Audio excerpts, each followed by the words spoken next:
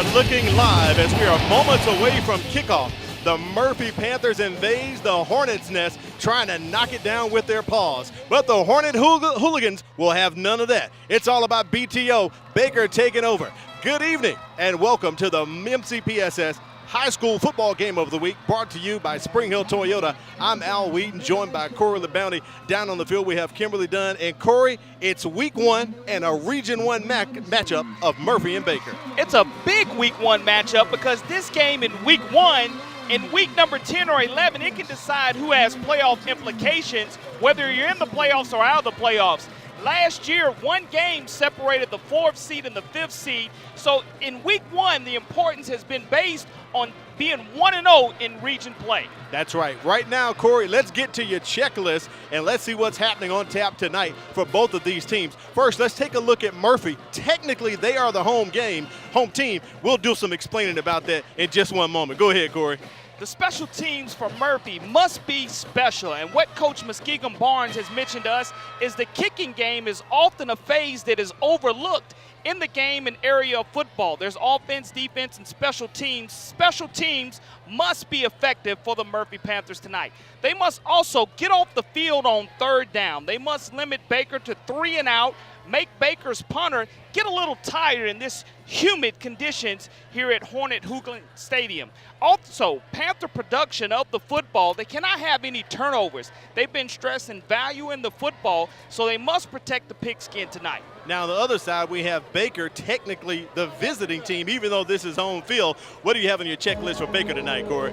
Baker has to push the Panthers at the line of scrimmage. They must establish themselves. Danny Smith wants to get a running game going, so in order to do that, he has to push this massive Panther line backwards. They have to minimize the mental mistakes, because if they're able to do that, last night we saw a lot of penalties in the first game, so they want to minimize those mental mistakes, make sure they're playing assignment-based football, and also they want to hold down the home field hive, and I'll let you talk about how this is Murphy's home game, who normally plays at Ladd Peebles Stadium. We sure will, Corey. Just moments away from kickoff, Carter Cochran will be kicking off for the Panthers. Back to receive for Baker, we have Jacoby Rogers and C.J. Young, and there's the kickoff, a little slight pooch kick, going to be taken by one of the up-backs for the Hornets.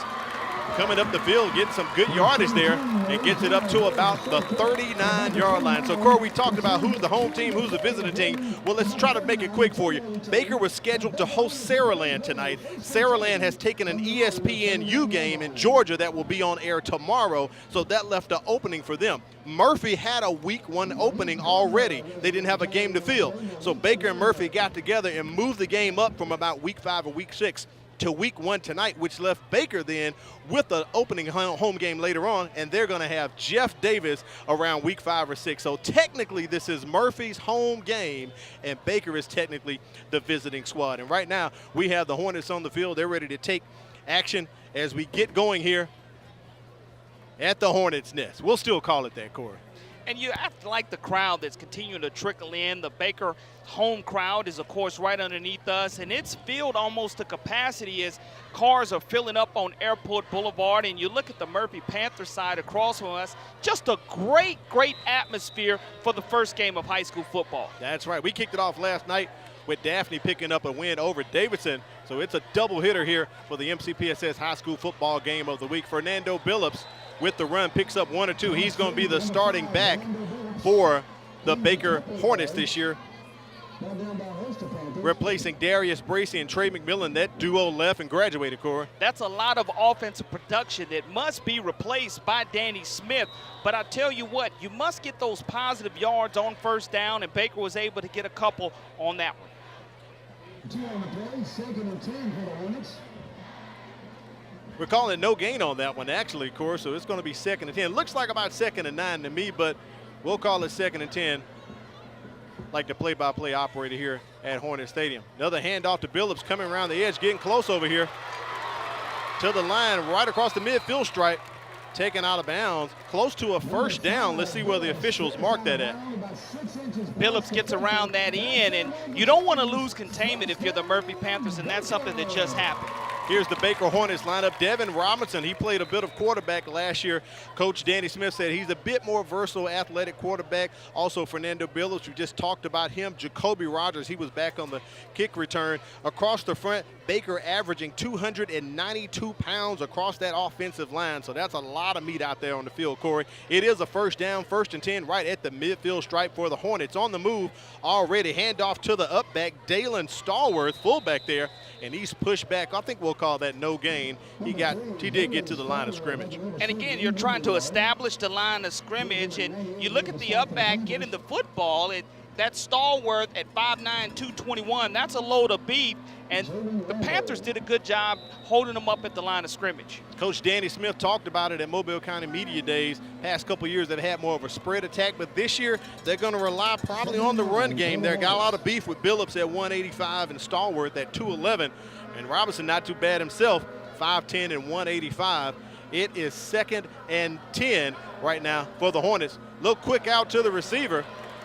He picks up about 5 or 6.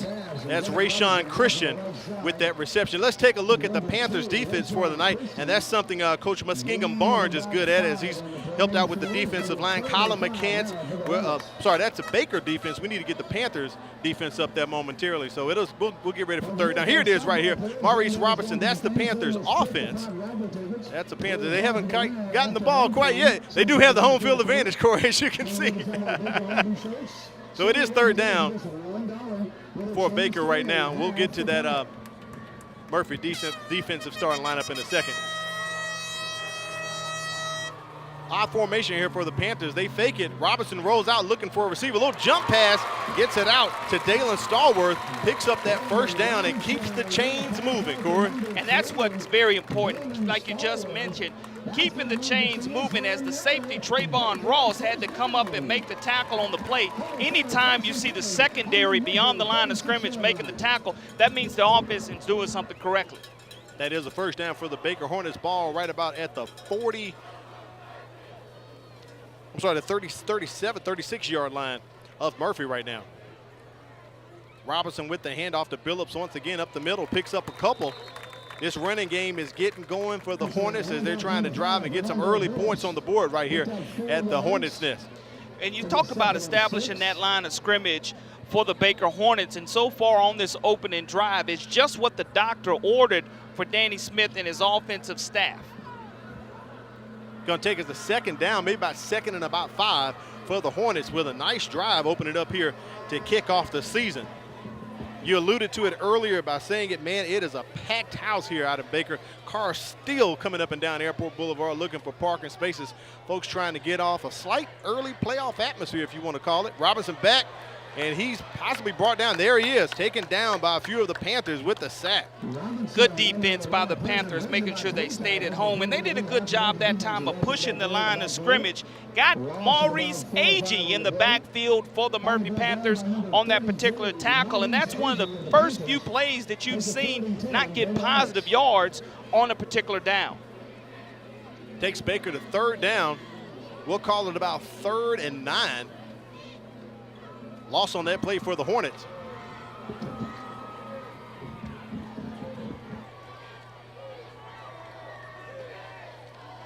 Stallworth in motion, comes over to the left side. Hand off to Billups, keeping that run game going. He lowers his helmet right into the Panther defender and brings him down for a slight gain, but that'll take Baker to 4th down. Big 4th down coming up for the Baker Hornets. You're not really in field goal territory, kind of in no man's land, so it'll be very interesting to see, with it being about 4th down and 7, how they decide to play it. All right, what this call will be, Coach Danny Smith, see what him and the guys are going to come up with. Baker's offensive coordinator is Grady McCluskey, so it looks like they're going to pull out something here on 4th down. We're going to call it about 4th and 5 for the Hornets to try to pick up the 1st down. The line to get is the Murphy 26-yard line for the 1st down. And there's the timeout right there as the play clock went down to about 2 seconds. So Baker calls a timeout. Let's take a look right now at your impact players for tonight for the Murphy Panthers. Who do we have here? Well, that's Baker right there, but let's stick with them while they're up there, Corey. Baker offense, Devin Robinson, the quarterback, number 8. You talked about him coming in tonight's contest, being a factor. He's new at the quarterback position, having an opportunity to control this Hornet offense. We're going to see him coming up on 4th down, what kind of composure he has trying to move the sticks. Also on the defensive side, when the Baker Hornets are trying to stop the Murphy Panthers, Colin McCants, the big defensive lineman. He's a relative of Keith McCants, nephew of Keith McCants. He's a difference maker also for the Baker Hornets. Yeah, good pedigree there. McCants was at Mobile County Media Days, and he stood up, and everyone kind of looked up like, oh, my goodness. So he's got good pedigree there. Keith McCants, big star at Murphy High School, also University of Alabama as well. So looking for McCants to have an impact tonight as we get going. 4th down, about 7 minutes remaining in the first quarter. And Baker setting up as if they're going to possibly look like they're going to punt this away. Maybe a pooch kick in this situation to where you're really going to try to flip the field. Essentially, you're already in Panther territory, and you just want to keep them deeper. So if you can get this ball probably with inside the 20-yard line, it's going to be a very effective possession. Jalen Lee back to kick for Baker with the punt here. High snap over Lee's head. He runs and attempts to fall and picks it up. Tries to take off, could get away. Eludes 1 or 2 defenders, but he is brought down at the 45-yard line of Baker. So a miscue early on in the game here, and that allows Murphy to get some great field position. Before we get the offense on, let's take a look at the Murphy impact players for tonight, Corey. You look at Maurice Robinson, the dynamic quarterback. It's going to be interesting to see what he does. Alabama is recruiting him as an athlete. Also, a dynamic tight end / wide receiver, A.J. Lewis, number 14 on the field for the Murphy Panthers. New offensive coordinator Leslie Nobles is going to open up the playbook tonight. There he is, senior quarterback Maurice Robinson taking a snap, handing off and going up. Breland Manley picks up a couple yards for the Panthers. They got to correct myself. Corey, that was not Jalen Lee punting. That was Trenton McAdams for the Hornets. Trenton McAdams on that punt. That went over his head, actually. High snap, so Murphy in great position here. We'll call it 2nd and 4. Ball at about the 39-yard line. On that 4th down and long situation, it's just a positive special teams play that was effective because they were about to be deep in their own territory. Now they're in the plus side. Robinson takes the snap, hands off once again to Manley, picks up a couple yards. He gets close to the 1st down marker, taking the 3rd down. A lot of action going on tonight in Mobile County. As you see, scoreless right now, LaFour and Williamson scoreless with Viger and Blunt as well. We'll have those scores scrolling throughout the evening. UMS and MGM playing, they're scoreless as well. Escambia County and Rain notched at 0-0. 3rd down and 2, short yardage here for the Murphy Panthers. They're going to get in that pistol formation. Maurice is in the shotgun. When you're in the shotgun, you're already 5 yards behind the line of scrimmage. Hand off to Manley once again. He's got a hole on the left side. Turns the corner, picks up the 1st down. As we are under 6 minutes here, we may receive our first heat timeout, Corey. They are awarding the 1st down.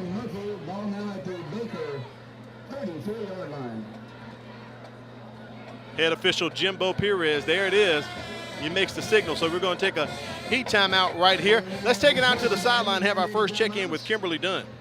Hey guys, this field is electric tonight. The fans are excited, the players are excited. When we were talking to the coaches before the game, they said their guys are just ready to hit somebody else besides their own players. So that's what we're seeing tonight, trying to have some movement on the field so we can see if we'll have a good game going. Thank you, Kimberly. We do appreciate that. As the season starts off, we want to make our viewers aware the first dead ball timeout under 6 minutes, there's a heat timeout. We have a lot of humidity down here in the south, a lot of heat. So, Corey, when we get under 6 minutes and we have a dead ball, we're going to get a free timeout from the officials every quarter. And that's something that's very important for player safety. And you try to hydrate yourselves 24 hours prior to the game. But with that being said, we have a great contest going on so far. You look at the special teams miscue by the Baker Hornets that has led to good field position for the Murphy Panthers. They were just able to move the sticks.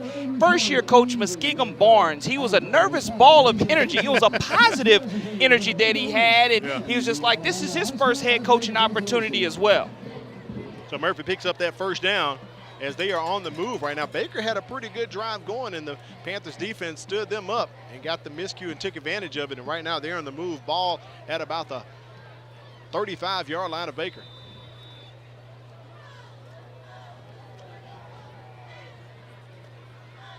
Fake to Breland there and gets the ball out to the receiver. He's making his move, getting to the sidelines. Number 14 there, A.J. Lewis, tight end A.J. Lewis, but we have our first penalty of the evening, Corey. A.J. Lewis was an impact player mentioned at the beginning of the game. He plays tight end and wide receiver, but we're going to have to check the flag of Jimbo Perez. Had a chance to speak with both coaches before the game. Coach Barnes told me for Murphy, he has to have no turnovers, control the ball, play some great defense. So far, they've done a bit of that right now. And on the other side, Baker, Coach Danny Smith said, can't have any turnovers, must win the line of scrimmage up front and contain the quarterback. They have had one turnover, but they've got to contain Maurice Robinson if the Hornets want to be successful. First and 12 for the Panthers. Look as if we had a 10 legal yards block from in the the spot of back. the foul remains first down. Legal block in the back there on the Panthers, so that's going to move them backwards 10 yards. Remains first down, so we'll get a do-over right here, Corey. From the spot of bring first down and 12 now because there was a positive yardage gain by Lewis on the reception. Only 2 yards behind the stick now are the Murphy Panthers. You look at the formation that they're coming out in, it's going to be interesting to see if the run is going to set up the pass. Robinson step back looking to connect, does have a receiver down there, and we do have a flag on that play. Intended receiver Michael Jefferson. Let's take a look at the Murphy starting lineup while we have opportunity right here. We talked about a few of the impact players. Here's the lineup for the Panthers. We got it in earlier, a little early. Maurice Robinson, we talked about him, dynamic athlete. Breland Manley, we've called his name a few times. Also, A.J. Lewis and Michael Jefferson. Across the front line, Wheat, Morgan, Andrews, Page, and Valerie for the Panthers. They're averaging 261 across that front line. So a lot of meat on that bone right there too, Corey. Pass interference call against the Baker Hornets as Robinson went up top to Michael Jefferson, the big 6'4" wide receiver. And earlier in the game, you saw Breland Manley have a couple of runs trying to establish the run to set up the pass. But Maurice Robinson has Pass lively interference legs. on the defense. Penalty makes the line to gain. First down. He has lively legs as well as a live arm. He can really sling it. So now Coach Nobles, the offensive coordinator for the Panthers, really has his full playbook at disposal. Ball on the Baker 22-yard line as Murphy approaches the red zone. Robinson running with it, but he's going to keep it, get some yards up the middle, and hit immediately. Hit hard by number 1, Ozzie Quinney, offensive linebacker, Corey. But you saw the magic in Robinson's feet. He has the ability to run and pass. So with that type of dynamic, he's very versatile. So the Baker Hornets are definitely going to have to put some type of spy and keep an eye on him at all times. Picks up about 6 yards there. Give the Panthers a 2nd and 4.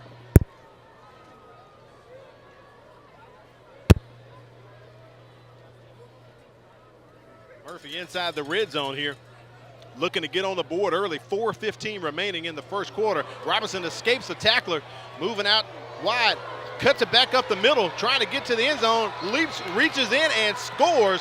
Maurice Robinson with the score at 4:04 in the first quarter.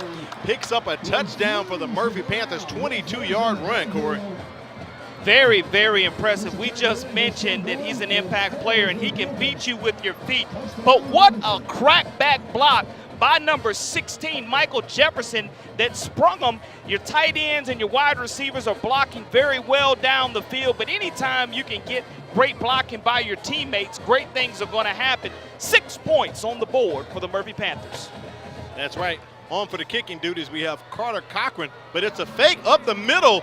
Up the middle goes Murphy. That's number 6 with the run right there, Darnell Thomas. He catches Baker off guard and gets the 2 points. So Murphy on top right now, 8-0. We're going to be right back. It's getting exciting here in the Hornets' Nest. It's the MCPSS High School Football Game of the Week, brought to you by Springfield Toyota.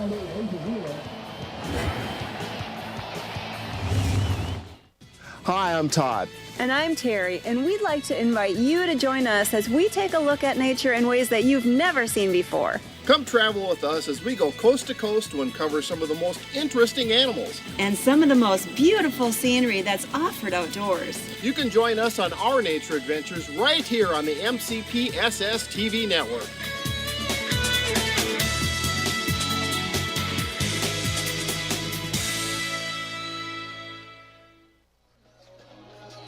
Welcome back to the MCPSS High School Football Game of the Week. Murphy on top right now, 8-0 over Baker. Corey, a little surprise 2-point play there from the Panthers. I like that 2-point conversion because you have your backup quarterback, Darnell Thomas, in that situation.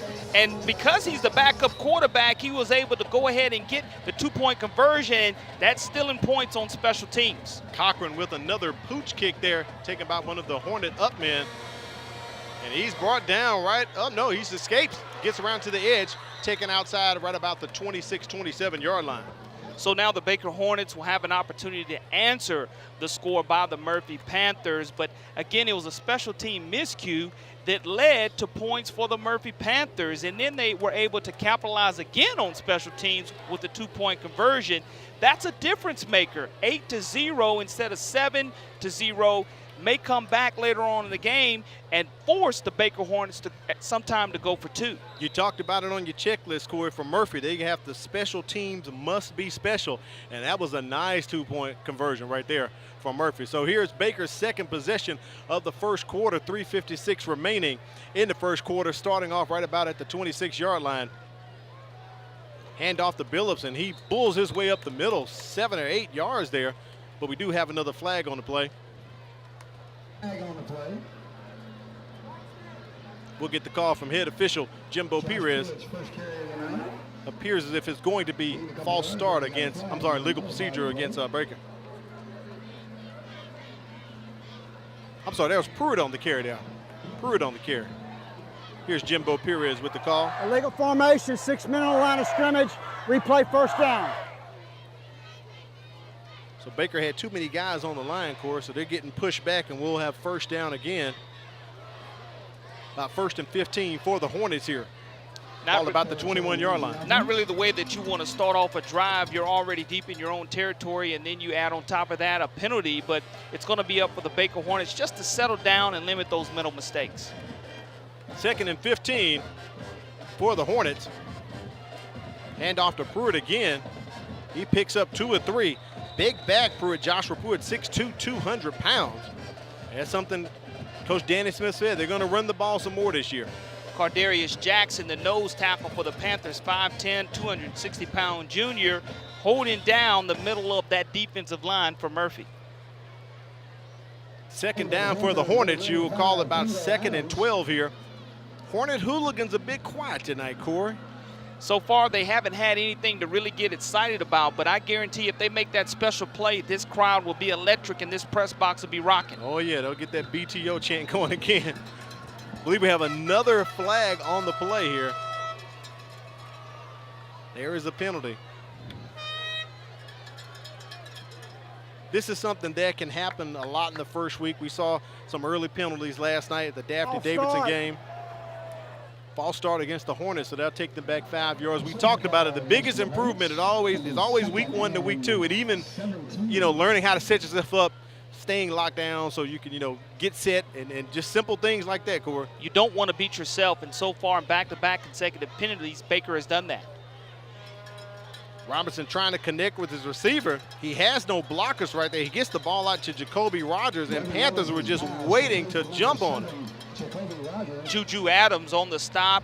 He's playing that linebacker bandit position. 6'2", 190-pound senior was really able to keep the Baker Hornets from getting any more positive yards beyond the line of scrimmage.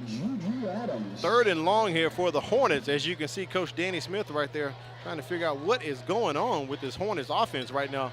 On their second possession, they haven't gone anywhere. 2:22 remaining in the first quarter.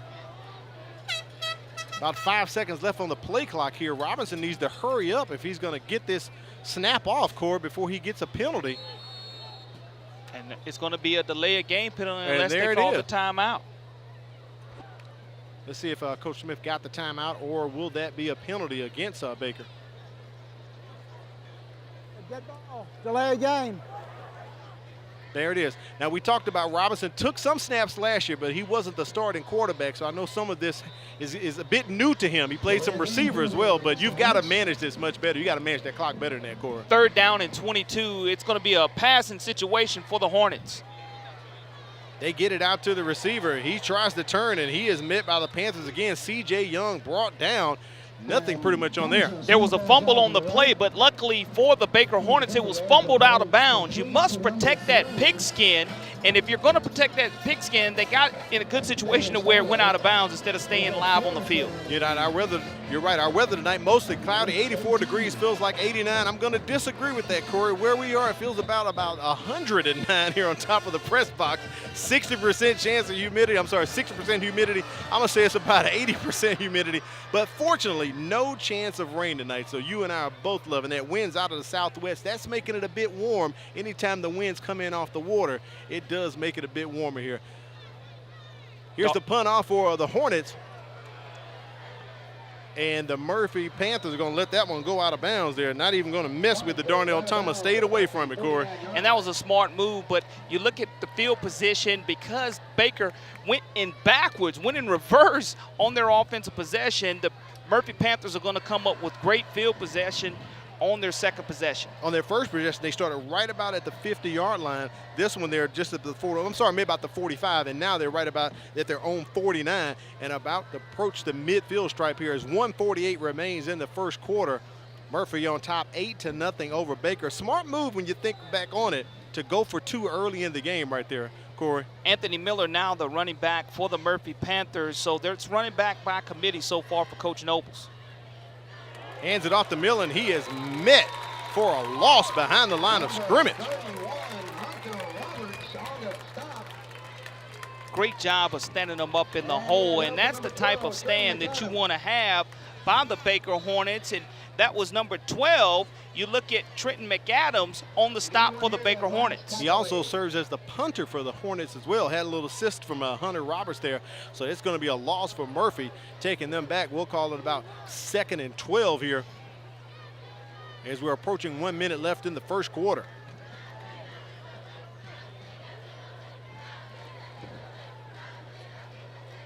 Miller still in the background with Robinson there.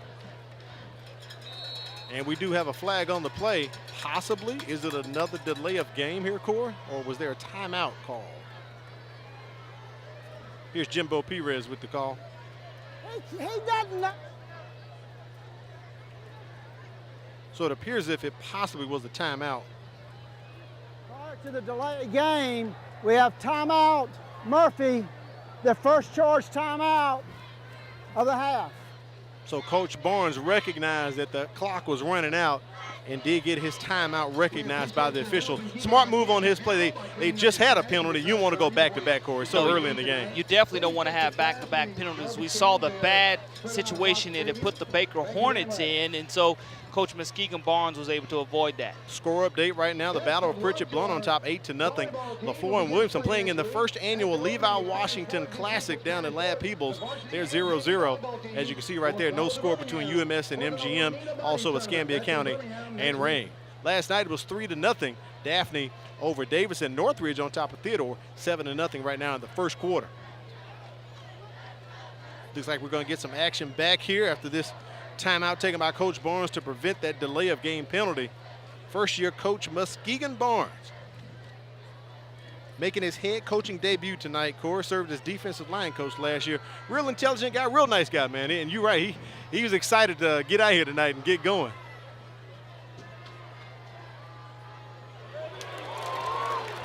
Robinson keeps it. He faked it to the receiver. Faked it to the back. Had his receiver wide open and overthrew Christian Sellers. That would have been 6 to the house, Corey.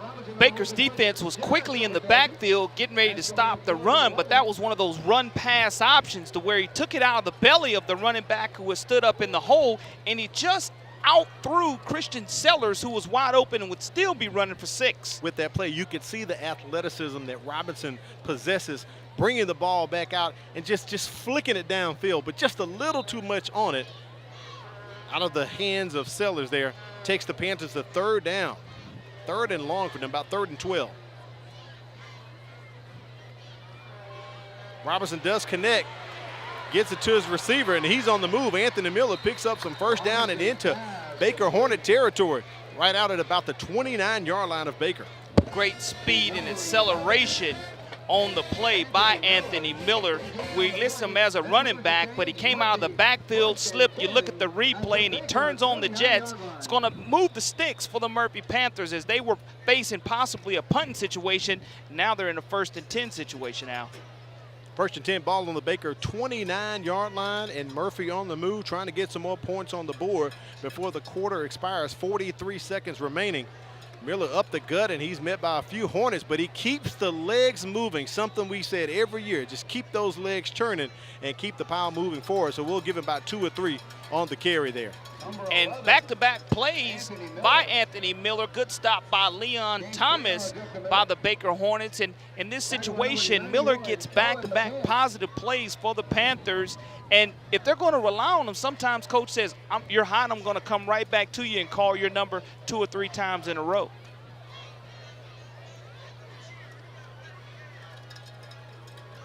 We'll call it 2nd and 7 for the Panthers as they get the play off just before the first quarter expires. Miller brought down behind the line of scrimmage as time runs out in the first quarter here. Murphy on top 8-0. Christian Harrell on the stop. Nice tackle in the open field, but they went right back to Anthony Miller again, like we just mentioned. 3 plays in a row to number 11, Miller, for the Panthers.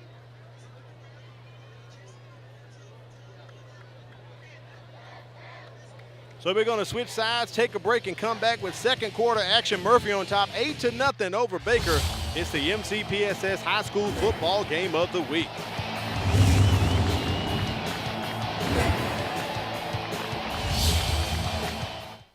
As Alabama's first and largest school system, Mobile County Public Schools prides itself on the high quality of education we provide our students. We have been successful over the years in raising our graduation rates and have been recognized nationally for closing achievement gaps.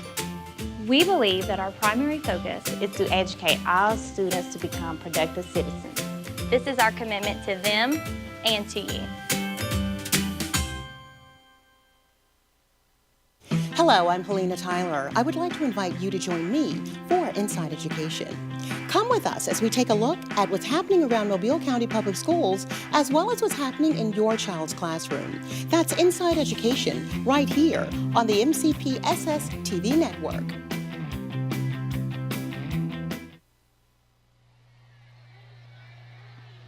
Welcome back to the MCPSS High School Football Game of the Week, brought to you by Spring Hill Toyota. I'm Al Weed, and joined by Coralie Bounty. Also on the sidelines, we have Kimberly Dunn covering the action down on the field. Murphy up 8-0 over Baker. Last year, Baker finished with a record of 6-5, returned to the playoffs. He lost in the first round to Enterprise, 51-14. Murphy last year, Corey, finished the season 6-5. Guess what, Corey? Lost in the first round of the playoffs to Central Phoenix City, 56-7. Let's go down the sidelines once again and check in with Kimberly Dunn.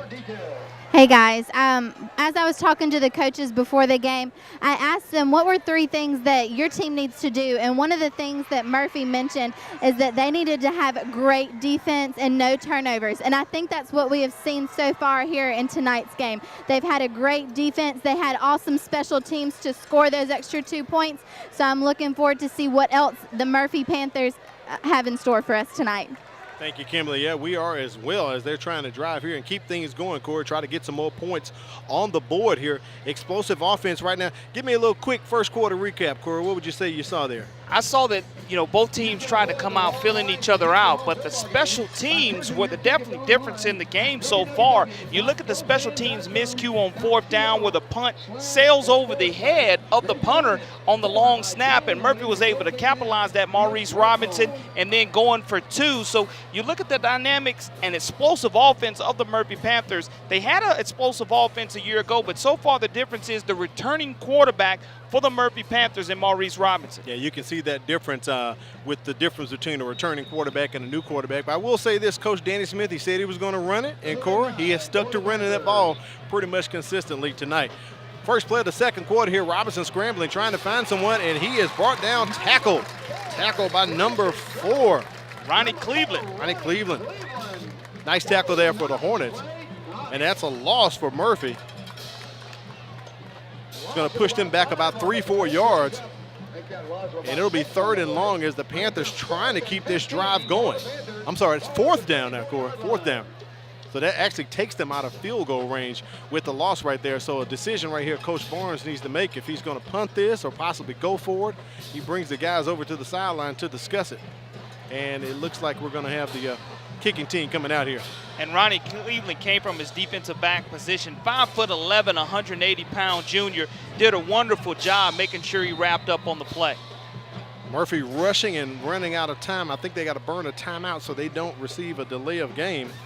And actually the young man who switches the balls out, Corey, was still on the field as well. So I think head official Jimbo Perez is asking for the game clock to be restarted, so Darnell Thomas will get opportunity. The game clock was reset, and now Jimbo Perez is going to throw another yellow flag on the play. And there's our delay of game call right there against the Panthers.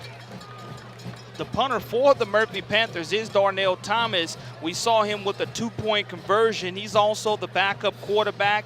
He's a very versatile athlete. Took some snaps at the starting quarterback position a year ago for the Murphy Panthers in a few of their ball games, but he's also now trying to flip the field and put Baker in negative territory. So ball right about at the 39-yard line. Back to receive for Baker. We have Joshua Pruitt. He's setting up at about the 10-yard line, and I see another flag on the field, Corey. And as this is going on, the Hornet hooligans start the BTO chant.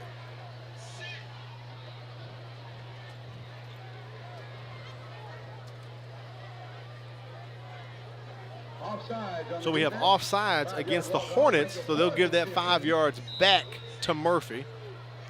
Still brings up 4th down and 15 for the Murphy Panthers. Pruitt still setting himself up at the 10-yard line. I'm sure Coach Danny Smith told everyone to stay home and watch after that 2-point conversion. A little trickeration there to get that 2-point. There's the punch straight up and down for Thomas. A little slight pooch. And Pruitt attempts to grab it, and he fumbles it, and it appears as if Murphy's on top of it. I do see a few flags. And I saw the beanbag as well, Corey. We're going to sort it out here and see what happens. Harrison Turk on the bottom of that pile receiving that loose football for the Murphy Panthers. But again, special teams being special. But let's see what the flag is, sort things out, because if it's in favor of the Murphy Panthers, it's been their second benefit of special teams tonight, and it's been a special teams miscue for the Baker Hornets. You're right about that. Catch an interference here. 15. So it looks like it's going to be catch interference against Murphy, not allowing Pruitt to catch the ball fairly. You have a little slight halo around you. They have to give you a little yard distance. So a miscue on the Panthers there, and Baker's going to benefit with 15 yards. And it's something that the Baker Hornets definitely are happy about, because that ball was on the turf and the Panthers were able to pounce on it. On the kicking team, 15 yards from the end of the kick. 1st down, Baker. So Baker gets the benefit of that call there, helps him out. That was the correct call, Corey. If you look about it, you have to give the receiver an opportunity. I thought Pruitt may have let that ball just skip and go away, but he ran to it. But by running to it, he's trying to field the ball, so it's the correct call. But he's a junior, so you got some learning to do here, Corey. So Baker gets the ball. 1st and 10 on the 28-yard line. Little quick handoff to the up back, and he picks up 3 or 4. And I like the way the Baker Hornets are utilizing their fullback. You saw Dalen Stallworth earlier with the carry. Now Kobe Bush with positive yards on the carry for the Baker Hornets. We'll call it 2 or 3 there. Set up 2nd and 7 for the Hornets. Trying to get on the scoreboard here, down 8-0. As we talked about earlier in the broadcast, technically this is Murphy's home game due to some scheduling where Saraland took another game and Baker had an opening. So Baker technically the visiting team, but we are playing in the Hornets' nest. 10 minutes remaining in the first half. Robinson with a quick out to the receiver, and he drops it. And that was a lateral, Corey. And because it was a lateral, the wide receiver very, very smartly fell on top of the on top of the football. C.J. Young knew that it was a live football, was able to get on top of the pigskin, but paid the price for it behind the line of scrimmage. We see a lot of those swing passes and screens here in high school football, but the key is you got to catch it first before you can take off. And that could have had disastrous results for the Hornets if Young had not fallen on that fumble, Corey. Play until you hear a whistle in that situation, and that was great heads up. Even though he didn't come up with the football, he had the wherewithal to pick it up, scoop it up, and try to make a play out of it. So it's second and long for the Hornets. I'm sorry, third and long for the Hornets right now. Robinson looking to connect with the receiver, airs it out, and he put some air under it. No one is there but the back judge, incomplete.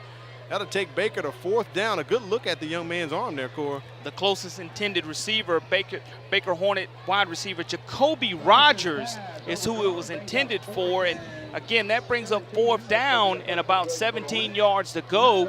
Gonna put the Murphy Panthers in prime field position after this punt. Back to punt for Baker Trenton McAdams. And back to receive Darnell Thomas for the Panthers. Williamson has gotten on the scoreboard, leading the floor 6-0 in the first quarter. There's our punt from McAdams. Thomas calls for the fair catches and takes it at about the 43 or 45, but he's bumped into by a Baker Hornet. And Corey, we could possibly have the same call that Baker just benefited from on the previous possession, running into the receiver there to catch the ball. When you see Darnell Thomas throw his hands above his head, he was signaling for the fair catch. With that being said, you know you can't have any contact after he catches that football, and you must be aware of where you are.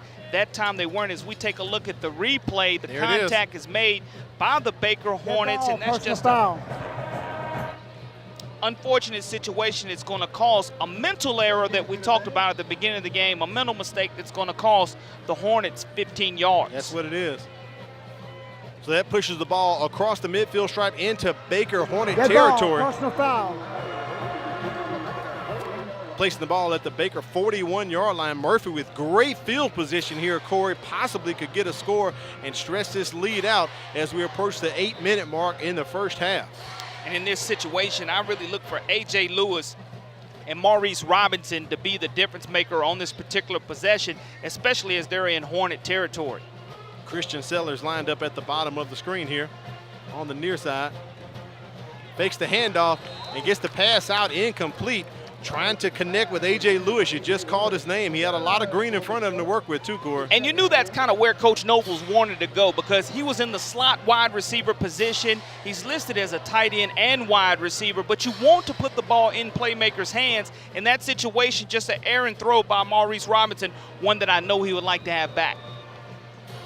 Last year, Murphy finished 2016 averaging 22.2 points a game and only allowing 27.6 points a game. But right now, the offense is somewhat clicking. We're having some early mental mistakes. But I can see definitely the experience of the Panthers paying off here as they are up 8-0 over Baker.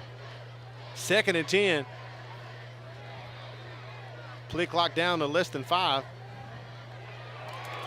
Handoff to the back. He escapes and still on the move, but the Hornets capitalize.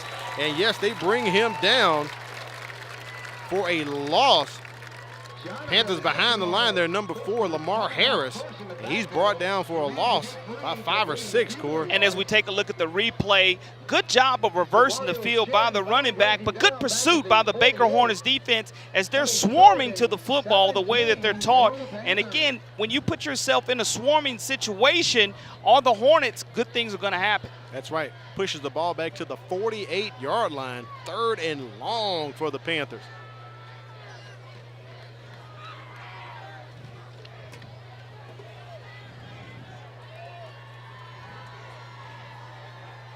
Robinson takes the snap, steps back, and hauls one off, trying to connect with his receiver, overthrows him. And that'll take Murphy to 4th down, trying to connect with Michael Jefferson too far, and that ball out of bounds. Yeah, almost connected with the cheerleaders on the sidelines that Robinson did. That's a couple of bad throws by Robinson that I know he would like to have back. One in the flat to Lewis, and that sideline throw that you want to keep in bounds. Give your 6'4" wide receiver an opportunity to stay in the field to play and come down with that football. We talk about it all the time. High school football, they only play 12-minute quarters. That was a real good opportunity for Murphy to try to get some points, giving this ball back to Baker, and Baker could take it and possibly milk the clock. Coach Danny Smith working on his running game this year. They could milk that clock and get a score and go into halftime and notch it up. 7:37, Darnell Thomas back to punt. Gets a good punt off. There's the fair catch signal by Pruitt. and he fields it cleanly right about the 18 or 19-yard line. I'm sorry, Jalen Lee with the recovery from the punt there, taking the punt return, Corey. And 7:28 remains in the half. Alan, that situation, good fair catch. Now the Baker Hornets are going to still be deep in their own territory. The last time they were here, they were not able to flip the field. You want to see Danny Smith, and I know he wants to get the running game back established, but anytime they threw that lateral beyond the line of scrimmage and cost you 5 yards on first or second down, it's something that they want to stay away from. We see Billups coming out in the backfield, also Dalen Stallworth as well, big fullback, 5'9", 211, and he's lining up right behind Devin Robinson. They hand that ball off to Billups. He gets a couple, maybe one or two, take us to second down here. Good job by the Stinger linebacker, John Patterson, 5'8", 185, making sure that not that many yards were gained for the Hornets. We'll call it 2nd and 9 for Baker as we approach the 7-minute mark here in the first half. Stick with us at halftime. We'll take a look at the bands. Also, we're going to have the Mobile County Public School System Athletic Director, Brad Lowell. He's going to stop by and we'll talk about athletics, what's on the horizon this year for the Mobile County Public School System. Second down for the Hornets. Little quick toss to Stallworth, and he was not looking for it, Corey. He was looking to block, ball right behind him from Robinson there. Yeah, a little miscommunication from quarterback to running back, but in that situation, the pressure caused him to get rid of it a little bit sooner than the running back was able to turn around, because he was looking to get out in that left flat, but wasn't able to do so because of the pressure Robinson saw in his face. Not successful, and it sets Baker up right now with 3rd down and long behind the chains here. Not making positive yards on this possession. Billups rolling out in motion. Robinson connects, gets it to Jacoby Rogers up the middle. Coming back to the numbers, up the sideline, crosses the midfield stripe and brought down at about the Murphy 47-yard line. Big play for the Hornets. Big play for the Hornets, the biggest play thus far as we take a look at the replay. Great dump pass to Robinson. Good catch by Jacoby Rogers. He knows what to do with it. Sheds a couple of the Panthers defenders yards after contact. Continues to push his way north and south and is finally drugged down by Michael Coleman in the secondary. 1st and 10 for the Hornets in Panther territory. Trying to get on the board. Hand off to Stallworth. He does fumble it. You can see everyone jumping down in the pile to try to recover. It appears as if the Hornets retain possession, as head official Jimbo Perez holds up the 2 fingers signifying 2nd down. We'll call it 2nd and 8, 2-yard gain. Up back protecting the football. He rumbled and stumbled for positive yards, but you want to make sure that you really secure that football. Don't want to put it on the turf. That's the 2nd or 3rd time tonight we've seen the football come out of someone's hands. We are under 6 minutes, and it appears as if head official Jimbo Perez is going to call our heat timeout here at 5:38 remaining in the half. Let's take a look at the 7A preseason poll as done by the Alabama Sports Writers Association. Right there, number 1, Hoover, your state champs. Also locally, number 6, McGill-Tulane. They went to the championship game last night. Central Phoenix City, Thompson, Hewitt, Trustfield. Also Spain Park, Bob Jones, Auburn Enterprise. A lot of those teams are familiar names, making the playoffs each and every year, Corey. But all the way at the bottom, receiving votes, Murphy, 6-5 last year. They picked up 5 votes to possibly get into the 7A preseason top 10 poll. And one of the things that I don't take a lot of validity in is the preseason polls, because most of the time it's based on what a team did 1 year ago. You have a lot of new faces in the places that you see in the top 10. So with that being said, I think it's sometimes unfair. It's always great and creates a lot of stir, the preseason top 10 poll does, but normally it's based on what happened 1 year ago. That's correct. 2nd down for the Hornets as they get ready to pick action back up right here. 5:38 remaining in the first half. We had a look at the 6A preseason top 10 poll right there quickly before we get back to action. Robinson hands off to Billups. He has room, and he is moving toward the sidelines back up to the numbers. picks up the first down, and the Hornets on the move down to about the 24-yard line. Santez Williams, the middle linebacker, makes the touchdown-saving tackle.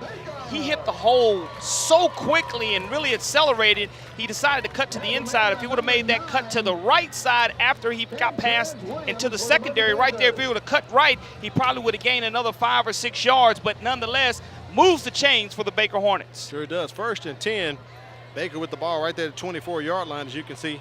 Handoff once again to Billups. He picks up maybe 1 or 2, still keeping that pile moving forward.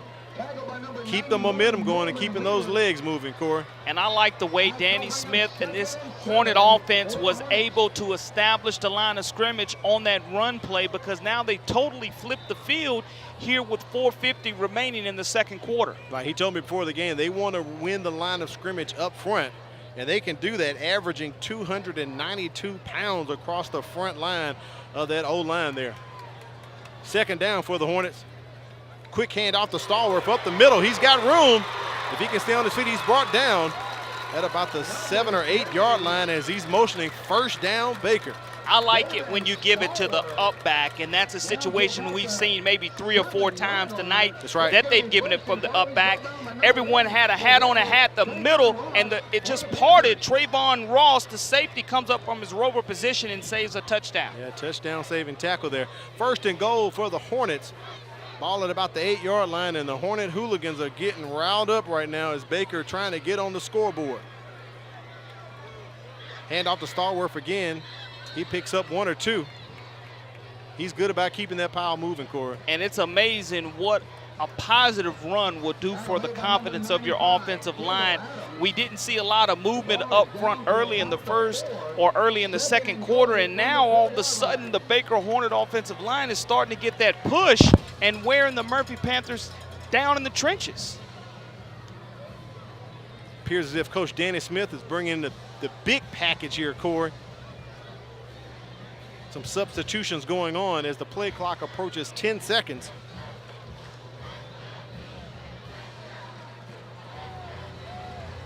Big number 4, Timothy Burke, lined up at the tight end position. Have a flag on the play, some possible movement here. Either that or a delay of game on the play. You have to know how much time's on that play clock. So let's see what Jimbo Perez has. It was under 10 before they broke the huddle. So Coach Danny Smith gets the timeout before they are penalized. So he sensed the delay of game possibly coming up. So smart move on his part. But he had brought in the big package, Corey. He had a lot of meat on that line. It looked as if they were going to push that one across the end zone. And you've seen with the up back success that the Baker Hornets have had. Now they're in a goal line situation where they definitely can bring in the big beef. And the big beef for the Baker Hornets, Joshua Pruitt, who's your backup running back. You also continue to have Dalen Stallworth, the big fullback in the game. So I guarantee coming out of this timeout, the Baker Hornets will continue to keep the beef on the field because it's 2nd down and goal now. And this is the best field position that the Hornets have had. They're having an opportunity to answer the early score that was done by Murphy in the first quarter. 3:29 remains in the first half. Don't forget halftime, we're going to have a look at the bands coming up for Baker and for Murphy, and also we're going to have the Mobile County Public School System Athletic Director Brad Lowell to stop by, and we'll chat with him about athletics this year. What's on tap, what's going on. A lot. Football not the only sport happening right now in the fall, so we'll get him to speak on those matters as well during halftime. Great night here for football at the Hornets' Nest. Murphy on top 8-0, but Baker driving, trying to get into the end zone and get a score before halftime. It appears as if Coach Danny Smith is going to keep that big package in, Corey. I like this call, Al. You bring in all the beef. You have a big offensive line who's established a push on this drive. Let's see if they can push it into the end zone. 2nd and goal. Hand off to the back there, and he gets into the end zone. Number 25, Kobe Bush, touchdown Baker Hornets at the 3:21 mark. If you look at the instant replay as it becomes available, the initial line of scrimmage, there was no push, but Kobe Bush kept his feet moving, kept grinding, bounced off a couple of tacklers, and was able to push his way into the end zone. 6 points now on the board, and now with that score being 8-0 early, Danny Smith decides he doesn't want to go for 2 right now. He's just going to go for 1. Jacob Tanner on for the extra point.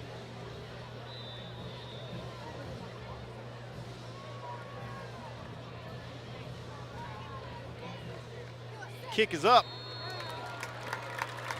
and it is good. 8-7, Murphy on top. We'll be back with more action. It's the MCPSS High School Football Game of the Week, being brought to you by Spring Hill Toyota.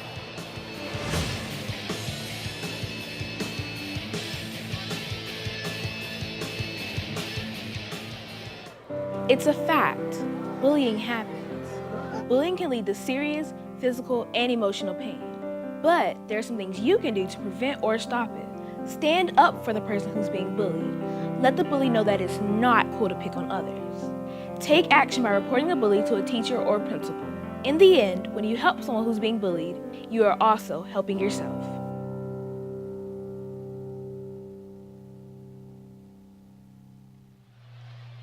Welcome back to the Hornets' Nest for the MCPSS High School Football Game of the Week. Baker just getting a score there, down 8-7 Murphy. We get a chance, we like to take a look at that replay of that score. Corey, that was real nice. Want to tell everyone, thanks for enjoying our coverage of MCPSS sports. For more shows about Mobile County Public Schools, watch our 24-hour channel, mcpsstv.com. It's also available on Comcast Channel 15, AT&T UVerse On Demand Channel 99, Roku boxes, and mcpssthewire.com. Here's the replay, Corey. The handoff at the up back, and we see him just hitting the hole and continuing to push, not giving up, scoring 6 for the Baker Hornet. That's big time because they were able to establish the run throughout that entire drive. Kobe Bush was able to punch it in from 3.5 yards out for the Baker Hornets. And something now, Al, that we haven't seen in our game last night was the cramping. Now you're starting to see cramping setting in as one of the Baker Hornets is now being assisted off of the field, and it's just due to a lot of cramping. That's going to be the left guard for the Baker Hornets, Dalton Lehman, who has come up a little bit lame and is really starting to feel it. Those big guys normally are the first one who do catch the cramps. Yeah, big guy, 6'1", 255, part of that big offensive line for Baker, so they're assisting him off the field. Hopefully he'll do well, and also he'll get some needed rest because we're about 3 minutes away from halftime, exactly 3:21 remaining in the first half.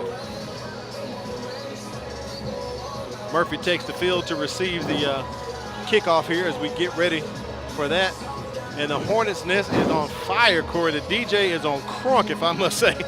All it took was that first score. We talked about being able to feel the press box rattle, and that's exactly what happened. The Hornets were able to establish that running game through the up back, getting that push on the offensive line. It now leads our score at 8-7 with 3:21 remaining here in the first half. Back to receive for the Panthers, Breland Manley, Anthony Miller, and Darnell Thomas. Jacob Tanner about to kick off for the Hornets. Ball picked up and taken on the move. Manley running, picking up great yardage down the sideline. Knocked out right maybe about the 40-yard line. And we like to see the speed of the running backs of the Murphy Panthers. Breland Manley got the carries early for the Murphy Panthers and now is on the return side of the game. But if you're running back, you know you have that burst of speed or energy, and no better way to display that than on kickoff situations because you have a full steam ahead and you're ready to see the whole lanes that are in front of you that are opened up by the blocking guys, and that was a good return for the Murphy Panthers. 1st and 10 from Murphy, ball at their own 40-yard line. They've had great field position for each of their possessions as they have started off, Corey, so they haven't been behind the 8 ball at all. Hand off to Manley. No, Robinson keeps it, gets up the middle, and he's getting yardage and more into Baker territory. Great run by Maurice Robinson. And again, with that RPO, he decided to take it out of the running back's belly, keep it himself. That's why you must be so disciplined defensively to key and know what your keys are. With the quarterback, you must wrap him up and take him to the ground regardless of whether he hands it off to the running back or not. 1st and 10 for the Panthers on the Baker 44-yard line. keeps it again. Robinson around the edge, out on the numbers, and he is moving. Look at him approaching the red zone. Maurice Robinson taking this drive all by himself. 2 big runs, and a late flag comes in from one of the officials. Late flag, Corey, on the far side. And it may be a taunting situation against the Murphy Panthers, a post-possession foul for sure, because I didn't really see any holding on the play. Let's see if Robinson, when he gets up, maybe does the Superman display afterwards. The referee standing right there and might have thrown the flag. Great pictures from our crew in the truck and the guys on the field. We appreciate that. Here's a call from Jimbo Perez. Ooh, wow. Wow. Looks as if that penalty is going to go against Murphy. Corey, a block in the back. 2:26 remaining in the first half. Block in the back on the offense. The penalty still makes the line to gain. First down. So Murphy keeps the first down, but they're going to be pushed back to about the Baker 39-yard line. Scores coming in. Blunt on top of Viga, 14-0. The Battle of Pritchard, Unity in the community up in 8 Mile tonight. Williamson on top of the floor, 12-0. That game over at Lab People Stadium. Robinson with the takeoff, with the snap, takes off and connects with his receiver. Hooks up with A.J. Lewis, the big tight end, 6'4", 180. I'm sorry, 6'4", 215, Corey, and he hauls that one in. But there's another flag on the play. Tackle on the play by Ronnie Cleveland, was able to grab Lewis by his ankles, but that's going to come back, and it's going to be another negative situation. The Panthers don't want to punish themselves. During the run, we have a hold on the offense. Remains first down. Back-to-back penalties for the Panthers. This one will be first and long. And we've got first down once again. Look about 1st and 20 here, Corey, as we approach the 2-minute mark, 2:02 remaining in the first half. Murphy going backwards. Robinson has the ability now to gain these yards quickly back, so Baker's going to have to make sure they keep a spy on him. Robinson keeps it. No, he does throw it and gets in contact with A.J. Lewis, and he gets the feet down, but was he out of bounds? It looks as if he was, Corey. Good job and good attempt for him to try to keep both feet in bounds, or maybe even one, but nonetheless, the side judge was right on top of it. As we take a look at the replay, Robinson rolling out of the pocket looking for Lewis. Lewis along the Panther sideline, stepped out of bounds first. Those size 12s, just a little bit too big. 2nd and long for the Panthers. 1:42 remaining in the first half. Baker defense holding right now as Murphy pretty much shooting themselves in the foot. Robinson needs to get this one off. 1 second remains on the play clock.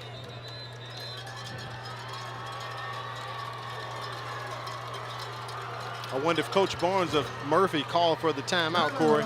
He did call for the timeout, and that saved him 5 yards. Yeah, he did. So they gave him the timeout. That would have been the 3rd penalty in a row after 2 big runs by quarterback Maurice Robinson. Murphy going backwards here all of a sudden. I mean, they were approaching the red zone, Corey, and now they're almost back to midfield. You look at Coach Offensive Coordinator Leslie Nobles for the Panthers in this situation. He's in the press box because I haven't seen him on the sidelines calling the plays, but what do you come up with 2nd down and 20? Well, you look at this situation and you say, well, with 1:42 remaining in the 2nd quarter, we don't have to get all these yards back in one play. You have the ability to throw deep, and they've shown that because you have Michael Jefferson, the 6'4" wide receiver. You also have tight end wide receiver A.J. Lewis is 6'4", so that's very important and something to keep an eye on 2nd down and 20. Take a look at some school facts. Baker High School, as you can see right there, established in 1903 as a one-room school. Their signature academy, AP Capstone. Mission of Baker High School to provide a safe, caring environment which students will become productive citizens, conscientious adults, and lifelong learners. Principal Clem Richardson, I saw him earlier. Mabry Kimberly, we got a chance to speak with him. And also one feather in the cap for Baker this past season, Corey, past academic year, they graduated 663 seniors, the largest class ever in the history of Mobile County Public School System. Robinson airing it out, trying to connect with the receiver. Some hands between both of them, trying to connect once again with one of the big receivers, Michael Jefferson. You just called his name. Incomplete. Trips left on this side of the field. You set up a one-on-one situation, but Robinson needed to keep that ball in the field of play. That's the second or third time tonight we mentioned it. As you look at the replay, Robinson drops back, has a very strong arm, a nice solid spiral, but the ball was thrown too far into the cheerleaders. Again, want to keep that ball in the field of play. 3rd and 20 for the Panthers. Once again, they have another opportunity. 1:32 remains in the first half. Got to get them out of the huddle in this situation, breaking the huddle with only 5 seconds. And if I'm not mistaken, Murphy only has 1 timeout remaining. You're right, Corey. Coach Barnes has had to burn 2 of them earlier to prevent delay of game calls. Robinson on the move, trying to connect with someone. He does get the ball out, and it is intercepted. Intercepted by the Baker Hornets on the move. Bringing that ball up, Noah Spencer from the free safety position and bringing it up to his own 42-yard line. That was huge, Corey. You look at the replay, Maurice Robinson gets outside of the pocket, scrambles to his left, and commits the Cardinal sin, throwing across his body to the middle of the field. You just would have liked to seen him eat that ball in that situation. Now it's going to give the Baker Hornets the football. Pretty good return, but the defensive back was in great position, read the eyes of Maurice Robinson, and was able to come away with the pick. That's his job as the free safety back there, to monitor things, and he pretty much stood right back and laid in wait, Corey, and picked up the interception. So a big turnover right there at the 1:30 mark remaining in the first half. Baker trying to get some more points as we approach halftime. Phillips on the move up the middle, and he's got the train smoking, picks up a first down and gets across the midfield stripe. Now the 2-minute offense is going to be run for the Baker Hornets. They have a couple timeouts left in their pocket. With that being said, they're really going to have to turn it up. We want to thank Jersey Mike's Subs, located on Airport Boulevard, for providing food for our crew tonight. Oh yeah, quite tasty. Robinson gets it out to the receiver. Little screen there, and he is brought down. Jacoby Rogers met by a slew of Panthers. The number 7, Jacoby Rogers. Short gain on the play, maybe 2 yards. Going to be 2nd and 8. Second down for the Baker Hornets. 1 minute remaining in the contest here, and it appears as if a timeout has been called by Coach Danny Smith. Corey, he wants to talk to his group here. And that's a good timeout. You look at the situation, calm your team down. You can't take those timeouts to the locker room with you. And with 1 minute remaining, we saw them were really able on that last possession that they had to establish the running game. But now you're in your hurry-up 2-minute offense. You can't really afford to run the football and not quickly get back to the line of scrimmage. Some school facts about S.S. Murphy High School, established in 1926. Principal right now, Joe Toomey, he came over from Mary G. Montgomery. He was the principal over there last year. Their signature academy as well, also an IB recognized school. Murphy High School will develop relationships that provide a rigorous and relevant education that will enable students to become college and career ready. Some want to refer to it as historic Murphy High School. Beautiful campus right there in the heart of Midtown Mobile on Carlin Street, Corey. Panther Pride, again, Restore the Roar is their hashtag on Twitter, but the Roar has been alive and well for these Panthers and their fans. They just have continued to be excited about football, and this being their first home game at Baker Stadium, they've had a nice turnout crowd-wise. They sure have. Second down at about 8 for Baker. 1 minute exactly remains until halftime. Robinson with the quick out to Billups. He's got a lot of room and some blocking. Close to the first down marker. He's met by a few Panthers as they try to keep him from getting that first down, but the clock is moving, Corey. It is moving. And you have to hurry up. Again, that's that 2-minute offensive drill that they're in. You're either going to have to spike that football, which they really can't afford to do because there's 40 seconds remaining and it's 3rd down and short. If Robinson can get the first down, that will stop the clock momentarily to move the chains. Another quick out and connects with the receiver. He's got room. Getting out of bounds would have helped, but he'll get a slight help from the official with a quick stoppage. C.J. Young picks up the first down. Ball at about the 31-yard line. 25.7 seconds remains in the first half. And the clock does stop for the chains to move, but as soon as that ball's put in play, they'll wind the clock to start play. Baker trying to get in position to get a score. A field goal pass way out, trying to over the head of the receiver there. Robinson throws that one out of bounds, trying to connect with Rayshon Christian. He does stop the clock. 12.4 seconds remains. I like the shot that was called by the Baker Hornets in that situation, because you look at where you're located on the football field, and you want to go deep once or twice before the half, because you're probably not going to kick a 52, 53-yard field goal. You're only down by 1 point at halftime going in. Only trailing by 1 would be a bonus for the Baker Hornets coming into the second half. Trying to reach one of his tallest receivers on the team, Rayshon Christian, 6'1" and 165. Second down for the Hornets, trying to get something on the board before halftime. Robinson airs it out. He has a receiver. No call on the play. The Hornet hooligans upset. They saw some jersey pulling there, Corey. Jacoby Rogers was the intended wide receiver. You look at the throw in the corner of the end zone. Great replay, great camera action. You had 2 wide receivers in the same area for the Baker Hornets, and that's not really what you want, but you're still going to have an opportunity with 8.8 seconds remaining for one more shot. Third down here for the Hornets. Big decision for Coach Danny Smith. Do you run this? Do you do a quick pass, try to get something? Maybe get a possible field goal set up? A lot of decisions here to be made. In this situation, 8.8 seconds remaining. I think that you want to put the ball into the end zone. Some type of route running needs to be established by the Baker Hornets. There's Robinson stepping back. He is hit. That is a live ball. It's a fumble. They're calling it incomplete. They said he was in the passing motion. Incomplete. Takes us to 4th down, so Baker saved there. And if we're able to take a look at this replay, Al, the pressure that was given by the Panther defensive line created Robinson, and it was one of those almost fumble situations. The referee, the side judge, was Johnny on the spot. 3.4 seconds remaining. You might as well go ahead and take that one more shot to the end zone. 4th down here for the Hornets.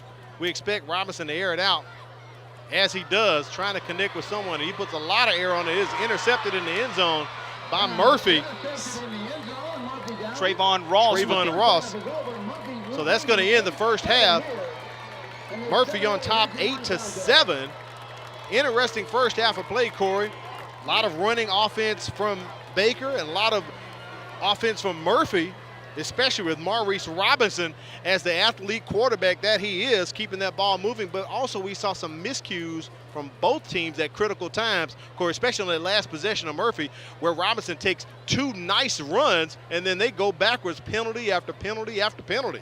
You look at the early score by the Murphy Panthers plus the 2-point conversion being the difference in this halftime score, but you have to be very happy if you're the Baker Hornets, because you were able to establish the running game in the second quarter, and as time progresses, we'll see if the Hornets offensive line continues to get stronger or whether the Panthers defense in the trenches continues to put pressure on Robinson. That is true. Make sure you stick with us. We have halftime coming up. Before we do that, let's take it down to the sidelines with Kimberly Dunn.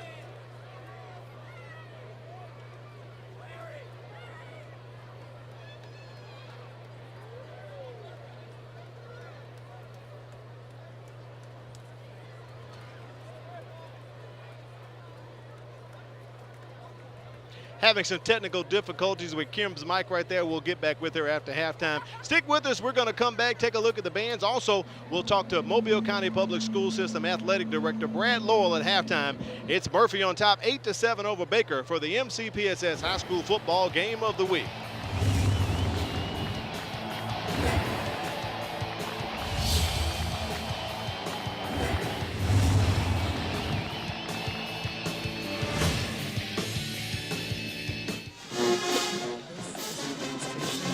The class of 2015 earned over $97 million in scholarships, and the class of 2016 is already on its way.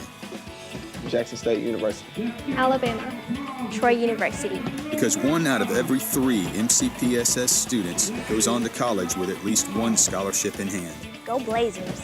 Southern Miss to the top. Go Bulldogs. Go Badgers. Go Jags. Graduating students who are college and career ready. Children thirst for knowledge, and the Big Station 93BLX saw an opportunity to fulfill this by partnering with the Mobile County Public School System. Together, they established the 93BLX Rolling Reading Program. On Thursdays, DJs from the station stop by a selected elementary school to read and interact with the kids. This allows the DJs to help kids foster a love for reading and get them excited about all the new things they will learn and discover by reading a book. Reading is fun, and it starts with us.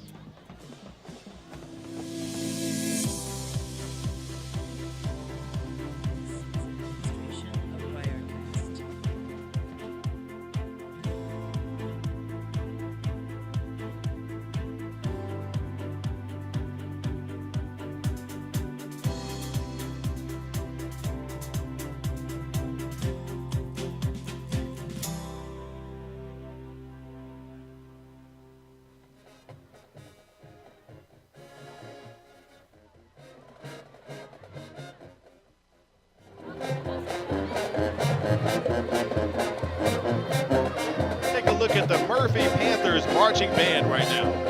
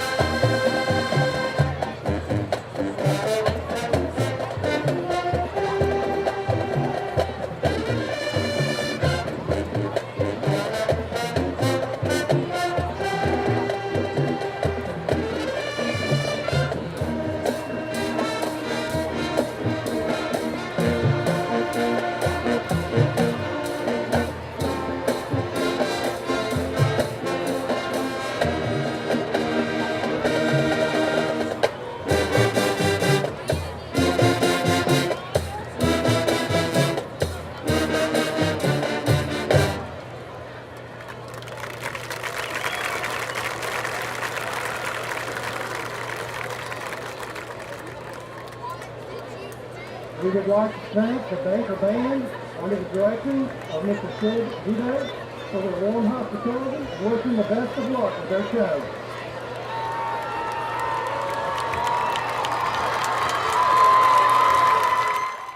We welcome you back to halftime right here at the MCPSS High School Football Game of the Week.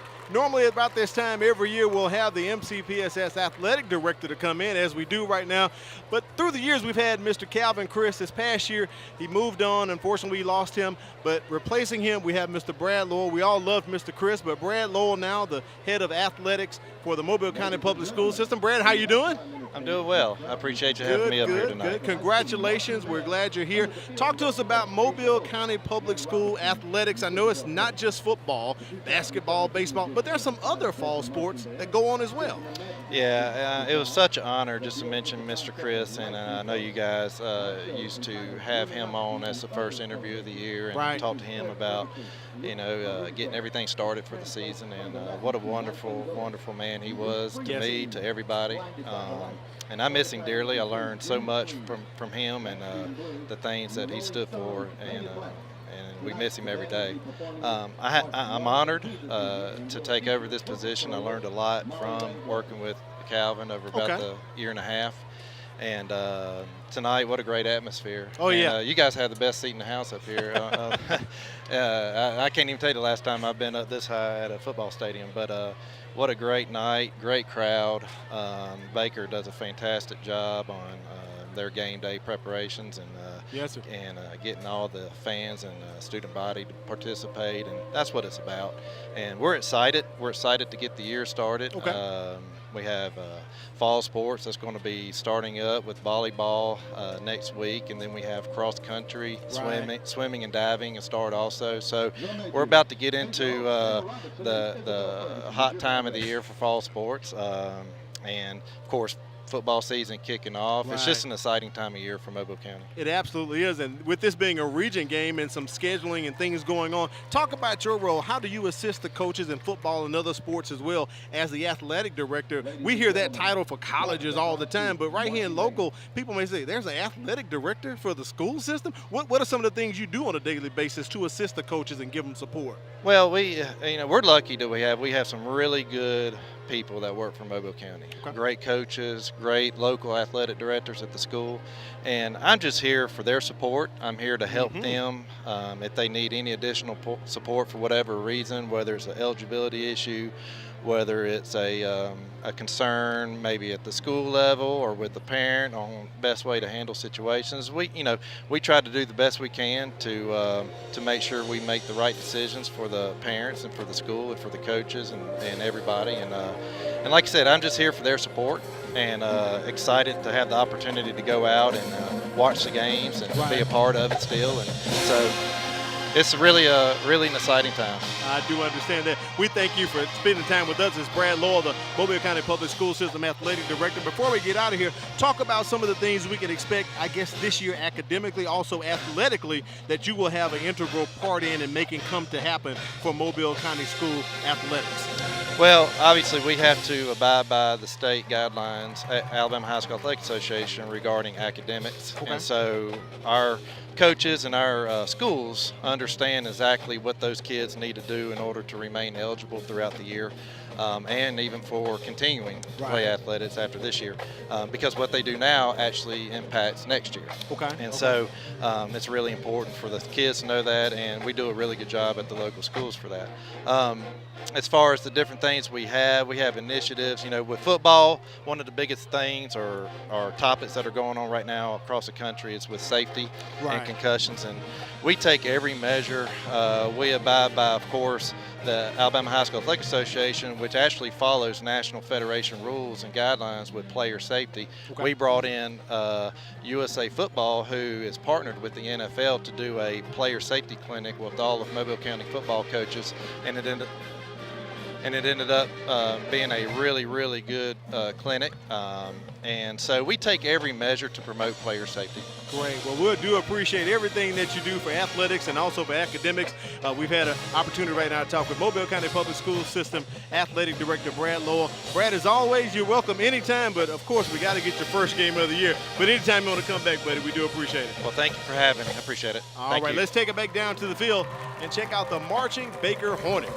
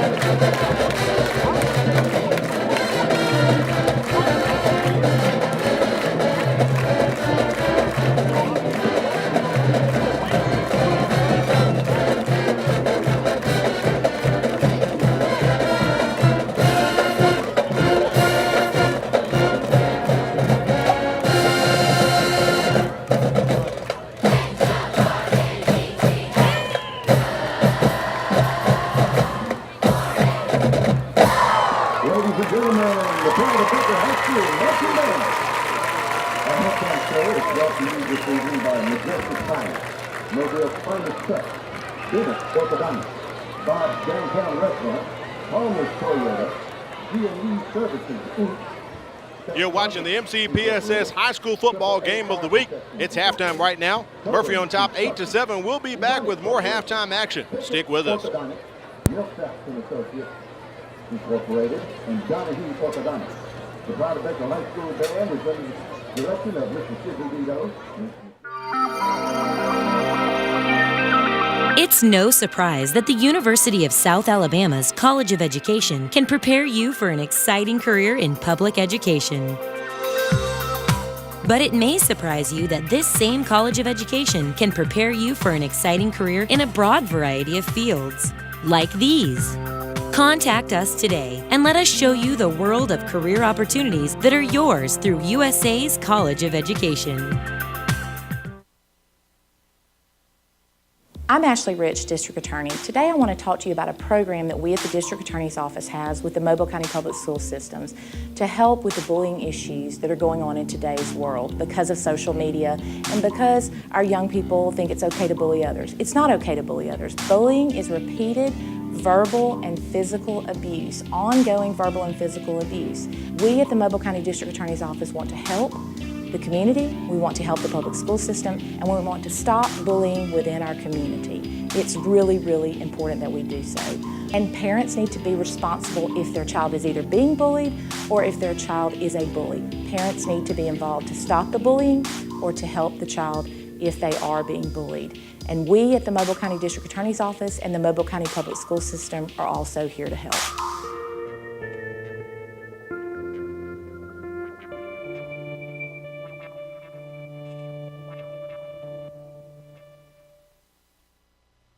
Welcome back to the Hornets' Nest on the campus of Baker High School. Murphy on top right now, 8-7. It is halftime during the MCPSS High School Football Game of the Week, brought to you by Spring Hill Toyota. Corey LeBounty, right now let's take a look at the Chick-fil-A halftime recap. Had a little scoring going on in the first quarter and second quarter for both teams there. Special teams being very special. You look at the first scoring drive by the Murphy Panthers. They were able to capitalize off of a botched snap. There was a punting opportunity for the Baker Hornets. It went over the punter's head. Murphy was really able to establish Maurice Robinson being one of our impact players. He really got his wheels churning and was able to establish that run-pass option. Right. Murphy was able to get on the board first. They were able to get the two-point conversion, making our score 8-0 with 4:22 remaining in the first quarter. Then you look at the little scoring drought that went on. Baker was able to establish the running game late in the second quarter. They were able to punch one in. Danny Smith made the decision that he didn't want to go for too early. He has plenty of football remaining, decided to go ahead and go for one.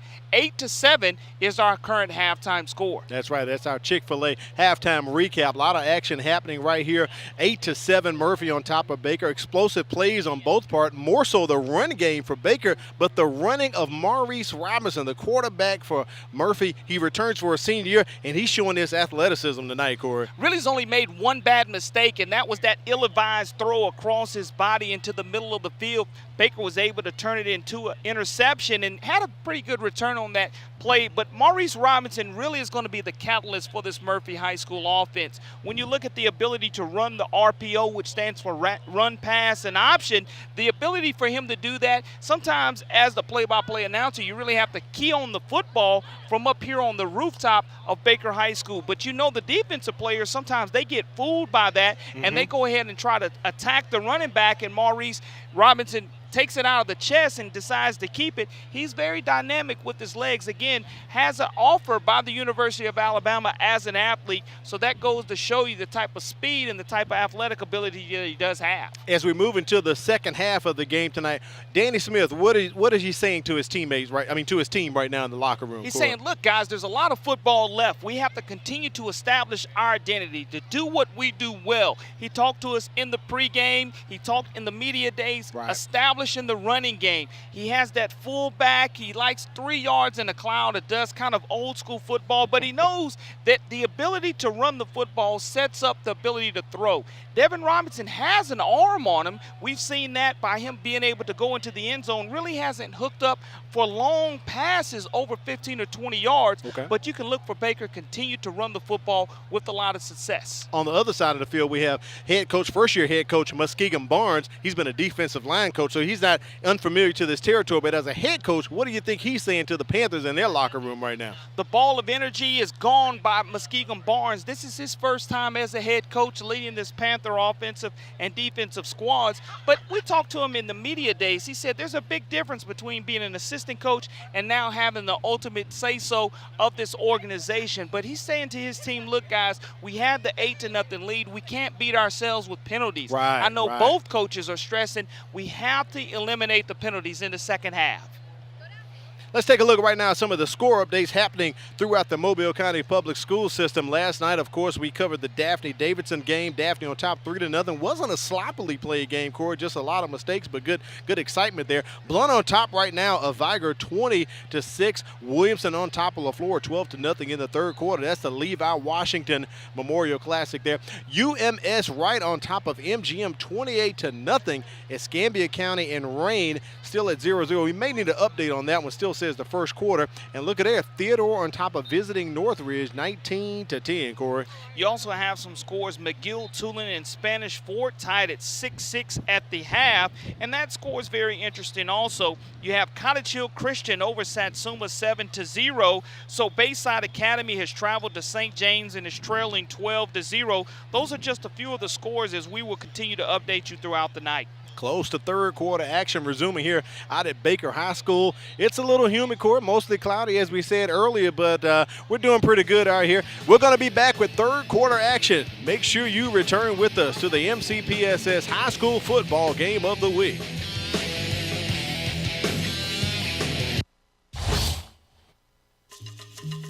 The Environmental Studies Center is a natural sciences education facility designed to provide unique learning experiences.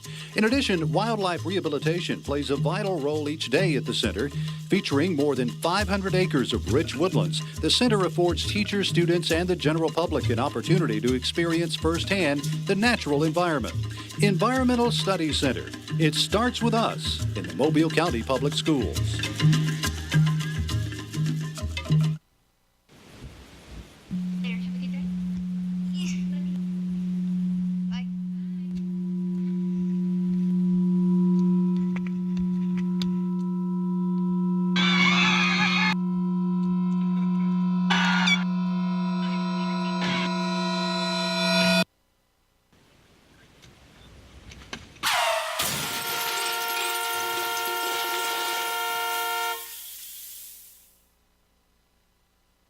As Alabama's first and largest school system, Mobile County Public Schools prides itself on the high quality of education we provide our students. We have been successful over the years in raising our graduation rates and have been recognized nationally for closing achievement gaps. We believe that our primary focus is to educate all students to become productive citizens. This is our commitment to them and to you.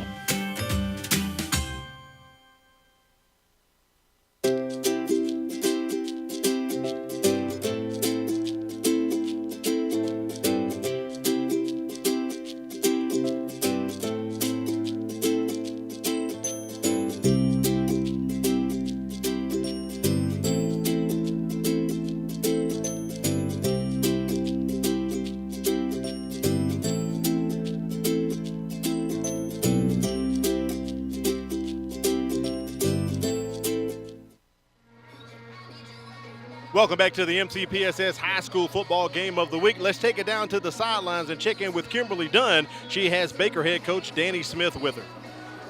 Hi, I'm here with Coach Smith. What was the atmosphere like in the locker room during this halftime?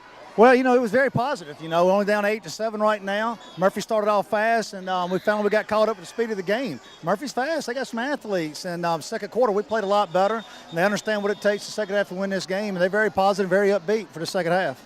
So what does your team need to do in order to get the win tonight? Well, you know, I said before the game there was 3 things that we got to do. I said, number 1, we got to win up front. Number 2, turnovers. Number 3, contain the quarterback. And 2 out of 3 we didn't do. And we're very fortunate right now to be down 8-7. We played a lot better in the second half, and maybe the second quarter. Maybe in the second half we can get rolling and wear these guys down a little bit. Yeah. So what did you say to your team in the locker room to get them motivated for this second half? Well, you know, this is our house. You know, we got 7 home games this year. Nobody comes in here and expects to, you know, we got to expect to win every game we play here. And I'm just getting the guys psyched up. Big Region 1 game, down 8-7. And, you know, you can't get motivated for that. You need to find another sport to play. Thank you so much, Coach. Back to you guys. Thank you, Kimberly. We do appreciate that. Coach Danny Smith, right, Corey, he told me before the game, can't turn it over, must win a line of scrimmage, contain the quarterback. He just reiterated it to Kimberly and said, we didn't do 2 of the things. We didn't do it. Enthusiasm is contagious. Coach Smith is one of the most enthusiastic coaches that you'll see coaching high school football. He's very passionate about this Baker High School team, about this Baker High School community. He wants the guys to go out and execute. Doesn't want them to beat themselves. He talked about establishing the line of scrimmage and eliminating those mental mistakes. It's something that if he wants to win the game, he just can't want it more than his team does, because he's not actually playing the football game. Coaches just set players up to have success. It's up for the players to go out and execute the game plan. That's true. As we get into the third quarter, Baker has to execute better. Opportunities as they come their way, they can't continue to shoot themselves in the foot. Murphy, on the other hand, as well, can't do it. We've seen them big runs from Maurice Robinson, and then we have push in the back. We have miscues. So the guys have got to get things together for this third quarter to be a success for both teams. Very close game here, 8-7, Corey. I thought we would have had some more points from Murphy and Baker, but you know what? I like the level of competition. I like the excitement. And you know what? The hooligans have been acting up a bit tonight, Corey, with their chant, BTO, Baker taking over. Baker taking over is something that, again, if they do decide to take over the second half, the crowd really had an opportunity in the second quarter to get into this game. The press box starts to rock when the Hornet hooligans and their fans really get into this game. So with Baker kicking off here in the second half, it's going to be up to that defense to, again, pay attention and on their keys with Maurice Robinson and being one of our impact players, Mr. Lewis at the tight end and wide receiver position. Murphy will be receiving the second half kickoff. They defer to the second half, so back to receive for them is Darnell Thomas. And Jacob Tanner will be handling the kickoff duty for Baker. And the second half is underway. Ball doesn't make it to Thomas and brought down right there at about the 34, 35-yard line. The Panthers are going to take over, and we'll get another look here at the Murphy offense and quarterback Maurice Robinson. Maurice Robinson trying to lead this team to a huge 7-8 Region 1 1-0 record. Coach Smith talked about it at halftime. It doesn't get any bigger than a region game to start week 1. Does not. We talked about the implications that can go into week 10 or 11, trying to get that first, second, third, or fourth slot in this tough 7-8 Region 1 play. We'll call the ball at the 33-yard line right there as we start the third quarter. Murphy on offense, looking to extend the lead here and get some rhythm going. Robinson hands off. Back is brought down. Anthony Miller tackled behind the line of scrimmage for a loss. Good job by the Baker defense. Christian Harrell on the stop, not really able to establish the line of scrimmage with the Panthers defense, and that's a good way and a good sign for the Hornets here to start the second half. Anthony Miller. We're going to call it second and about 12 here for Murphy. Ball at the 26-yard line. Man in motion for the Panthers coming to the near side of the field. Robinson hands off that snap, his fumble. That's a live ball. Is it recovered by the Hornets? And it does appear to be recovered by number 12, Trenton McAdams, the punter and offensive linebacker. Corey, Johnny on the spot and picks up the fumble. Early miscue in the third quarter for Murphy. We talk about Corey's checklist. We go to that real quick. Panther protection of the football was something that we talked about at the beginning, and that's something that was not taken care of right there in that run-pass option situation. As you look at the Panther protecting the football, that's our first turnover offensively. As far as from the running standpoint, we had Maurice to throw that interception. So protecting the football is something that was not done. The Hornets now have a lot of excitement over here on their side of the sideline. That's 2 turnovers for Murphy tonight. Baker picked up an interception and that fumble right there, so that's their second turnover. That's huge for the Hornets. They are in scoring position inside the red zone immediately. Robinson handing the ball off to Pruitt. Pruitt around the edge, and he is walking into the end zone for a touchdown. One play, Corey, touchdown, Baker Hornets. 17-yard touchdown run right around the left end. Good job of execution and getting points off turnovers, more importantly. And for the first time tonight, early here in the third quarter, the Baker Hornets have the lead. As we look at that replay, right around left end goes the running back for the Baker Hornets, and he goes from 17 yards out, Joshua Pruitt does, scores 6 for the Hornets.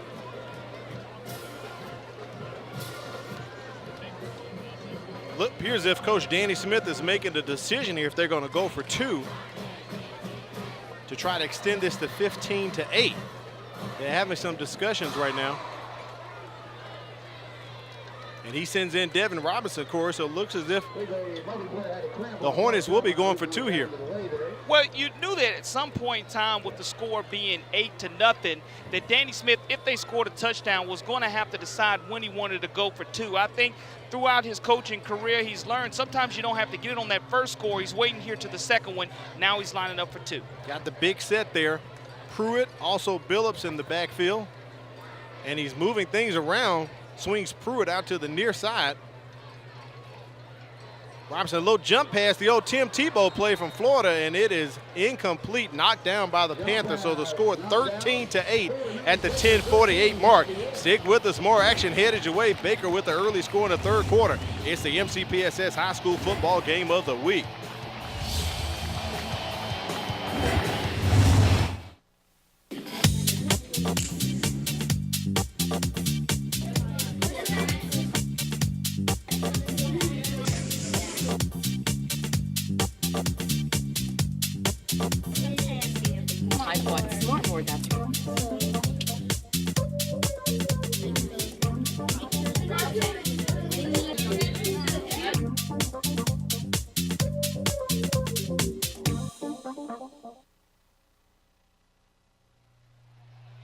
Welcome back to the MCPSS High School Football Game of the Week. Baker with a quick score there in the third quarter at the 10:48 mark to take the lead 13-8 over Murphy. Jacob Tanner about to kick off to the Panthers. Corey, it seems as if we just saw this a second ago. We did, and that's a live football. Crucial mistake right there. That is a live ball.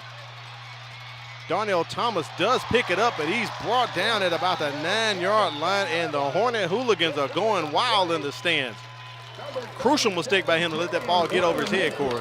One of the special teams not being special. Yep. Adams misjudges that ball, and now he puts the Panthers deep in their own territory. You want to see the Panthers go ahead and drive the length of the field to go ahead and answer this Hornet score, them having their first lead of the game, Al. Darnell Thomas also serves as the Panthers punter as well, has done some kickoff returns tonight. And he's the second string quarterback, so Corey, he has some athleticism, but a crucial mistake right there. And the Panthers way back, ball at about the 8.5-yard line, 1st and 10. This is the deepest, well, not the deepest, but the closest they've been to the end zone tonight with their possession score. They've had great field position all night when they've taken the ball. Robinson sacked, and even his helmet comes off, Corey. Big hit by the Baker Hornets. Big play by the Baker Hornets. Frank Hurst coming from his defensive end position, staying at home, knowing what his keys were. Maurice Robinson with his helmet coming off must step out of the contest for at least one play, but a great job by Frank Hurst staying at home, creating the loss for the Panthers. So Robinson has to step out at least one play with his helmet coming off there. So we'll probably get to see Darnell Thomas run the offense here. He is the second string quarterback. deep in your own territory. You've seen a couple of turnovers by the Murphy Panthers, and the last one led to points. You don't want to turn the ball over this deep in your territory. Gets the handoff clean. Up the middle goes Kobe Bush for the Panthers. He picks up a couple and gets out of that end zone area, Corey. You look at Frank Hurst with another great tackle on the play, and it's very important that the Hornets went ahead and established that stop, continuing to keep the Panthers deep in their own territory. Robinson returns back to the contest here. 15 seconds remains on the play clock. We talked about it earlier in the first half, breaking the huddle before 10 seconds so you can set up your calls and get everything together so you prevent those delay of game calls. 5 seconds, 4, 3 remains on the play clock. He gets the snap off, decides to keep it. No, he's going to throw it. He does connect with this big receiver, tight end A.J. Lewis, for a couple yards, but we do see a penalty marker on the field.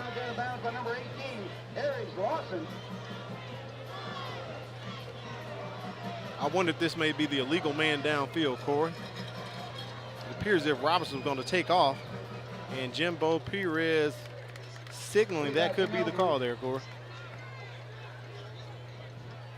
He's looking over at the Coach Danny Smith saying, what do you want to do? Yeah, do you want to take the yards? Do you want to decline it in that situation? Right. Because the Panthers are already deep in their own territory. Eligible receiver downfield, remains third down. So on a play like that, you thought Robinson maybe would take off and run, but he decides to throw it. But guess what? You have one of your linemen downfield. He's ineligible, so that's going to penalize the Panthers. 3rd and 13 is the call, what the PA guy says here at the Hornets' Nest. 9:02 remaining in the third quarter. And Baker has the Panthers up against the wall right now. Fumble snap at the goal line. Can they get him? What are they going to call? Will they say he's down at the 1 with forward progress, or will it be a safety? But side judge does say he's down right there at the 1 foot line. Corey, would you call it? That's exactly what I would call it. And he was able to squeak out of that end zone by a hair. That safety would have created the difference and made up the 2-point conversion that failed for the Baker Hornets. But now the toes will be against the back of the end zone. As you look, another handoff just did not go cleanly into the chest of the running back, Lamar Harris. The ball gets on the turf. The Panthers were able to just squeeze out of that end zone and prevent that safety. And now you look at the punter. Wow, Darnell Thomas back near the end line back there, Corey. Wow. So this ball pretty much right at the 1 foot line. Joshua Pruitt setting up on the 40-yard line. I wonder if Thomas can boot it that far. Appears if we have a stoppage here from the officials. Well, you can't Corey, push there them back. could be a delay of game there. You couldn't push them back much further because they're already at the inch line. Right. Remains 4th down, so they can only take this back an inch or two. You're right, Corey. Jalen Lees planted at his own at the Panther 35-yard line, getting ready to receive this punt. So if he gets a full steam ahead, he'll be able to turn it up. And regardless of the situation, the Hornets are going to have great field position. That is Lee back there to take the kick. He picks it at the 40, and he's down to the 20 already, trying to get more room around the edge. Knocked out of bounds, maybe at about the 18 or 17-yard line. Good return by Lee there. And we do have an injured Hornet on the Murphy sideline. See if we can get a number on him. He's motioning as if it's his leg or ankle possibly hurt. But good return by Jalen Lee there on that punt, Corey. Well, you knew the Panthers were going to be up with their back against the wall with that punting situation. The Hornets now here in the second half have really established momentum, have come out of halftime, as Kimberly explained, talking with Danny Smith. If you can't get excited coming out of halftime in the 7A Region 1 matchup in Week 1, I don't know, you probably don't need to be playing this game of football. You're right about that. 2 possessions that Murphy has had in the third quarter have not been the best. First one has led to the fumble, led to Baker getting on the scoreboard with some points, and those miscues on the previous possession. Baker right now sitting at about the 18 or 19-yard line of Murphy and trying to put more points on the board.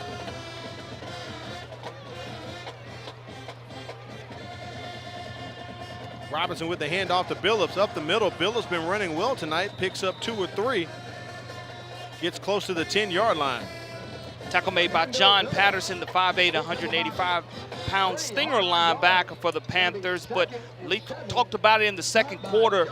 Baker was really able to establish themselves on the ground and had a lot of momentum. But here in the second half, it's been the great field position that has been created by the Panthers' mistakes.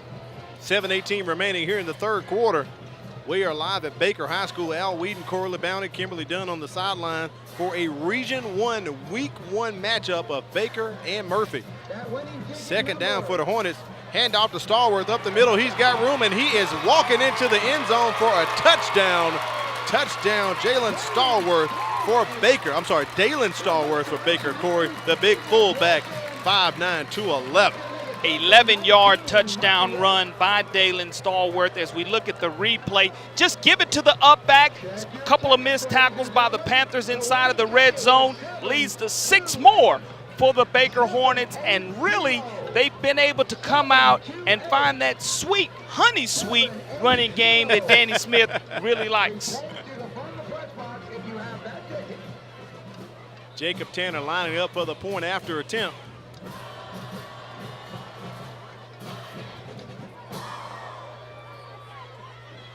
Kick is up, and it is no good. The point after no good, so the score 19-18. Baker on top of Murphy.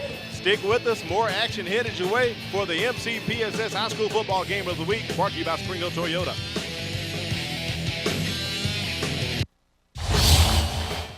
To be inside of the advanced placement program means that you are a student whose primary goal is to go to college. And being in the advanced placement makes that so much more real for those students who are inside of it. I feel that students shouldn't be scared to go into being an AP scholar, because it's not how smart you are, and it's not like your GPA, it's how much work you put into your classes and how much you are dedicated to your classes. Welcome back to the Hornets Nest. Let's take it down to the sideline and check in with Kimberly Dunn. There's only been a few injuries tonight, guys, but I was able to get an update on the most recent one, and they said all that it was just a simple helmet to the knee. So luckily he is completely fine. When I went and checked on him, he was just running up and down the sideline, so he looks good. Thank you, Kimberly. We appreciate that. Tanner with the kick. There's Donnell Thomas. He takes the return, runs into one of his own teammates, and he is brought down at about the 31-yard line. At media days this year, Corey, Coach Danny Smith said his offense is returning 4 starters. He has a different skill set this year. The personnel is bigger, and he's got bigger backs with a good nucleus. And you've seen it with the runs they put into the end zone tonight. I've been really impressed with the way the Baker Hornets have been able to establish the running game late in the second quarter and here to begin the third quarter. We know that anytime you have a fullback and a running back in that type of formation that the Hornets are lining up in, you're probably going to utilize it. 6:31 remaining here in the third quarter. Got to thank our folks over there at Jersey Mike's for getting us hooked up with the Vittles tonight, Corey. Yummy, yummy, yummy. A couple of locations, one on Airport Boulevard, one located in Baldwin County, and one soon to come on Dolphin Street. Want to thank Mark and Christina Sinclair. I saw that. Got the pass out to Lewis there. He's making his move. A lot of running to pick up maybe 1 or 2 yards, Corey. And that's positive yards, though, in that situation. He goes to his man, and we will see a flag on the play, and Jimbo Perez will come over and talk to us about it and let us know exactly what's going on that far sideline. Appears as if we had a block in the back against the Panthers. They're marching that one backwards. Go money, then. Need to put your helmet on, son.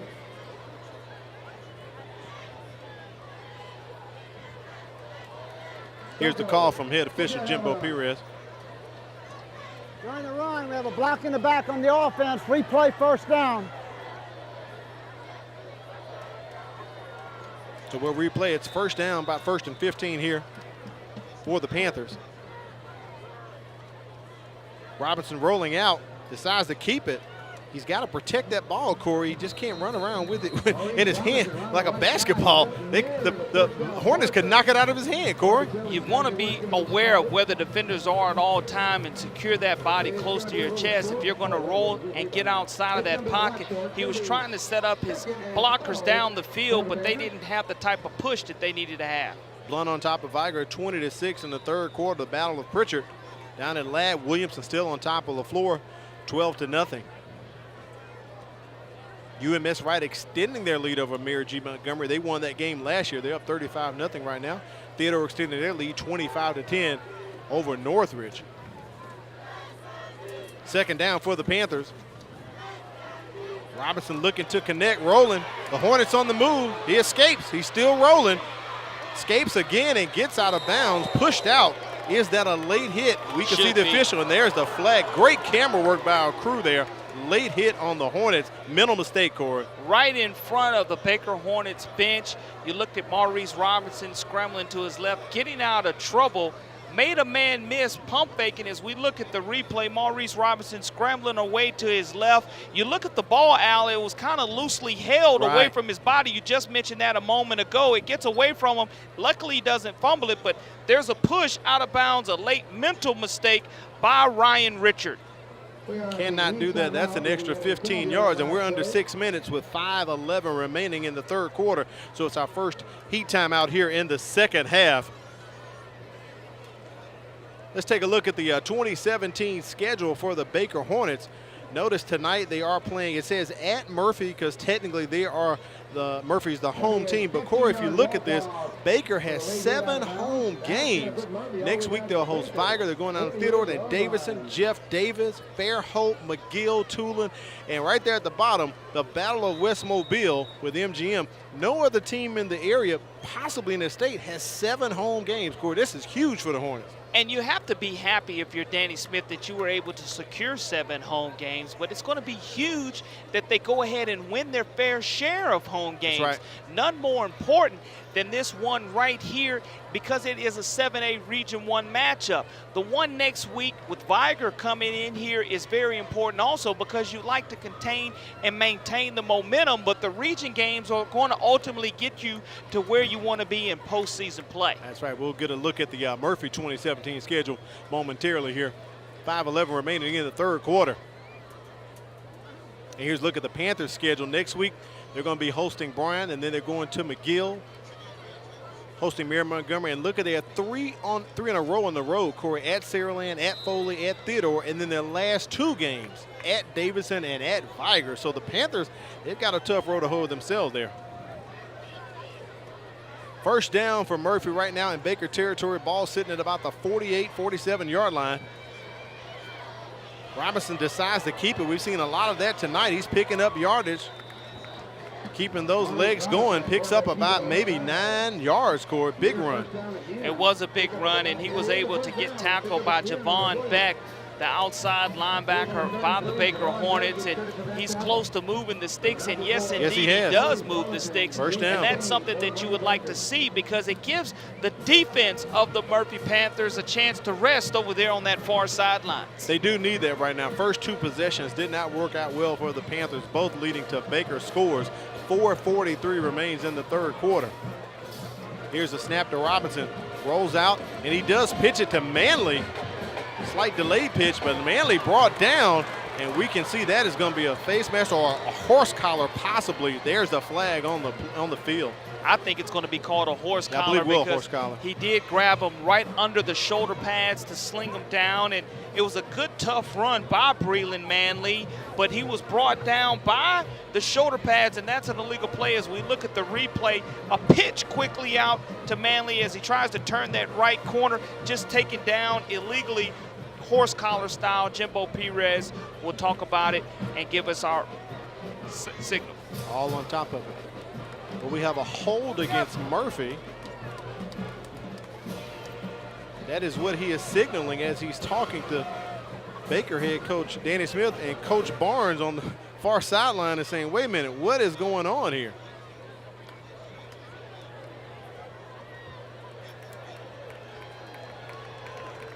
So they are marching this one backwards. During the run, we had holding on the offense, remains first down. Wow, I thought that there was a horse collar call. They said it was a legal tackle. So interesting. Panthers are going in reverse in that situation. So let's see how they respond after shooting themselves in the foot. Going to be first and about 15 after the run there. Ball at the Baker 44-yard line. Approaching 4 minutes left in the third quarter here. We're live at the Hornets' Nest on the campus of Baker High School. Handoff to the up back there. He gets a couple of yards, maybe 1 or 2. Yes, brought down by McCants there, yeah. It was Colin McCants. Somebody's name we haven't called a lot of tonight was able to get in on from his defensive end position. Big time play by the Baker Hornets. Have a Panther down on the field. We're going to get an official's timeout as they take a look at him, see if we can get a number as Coach Barnes and the trainers come out to assess the situation. Appears to be number 74 for the Murphy offense.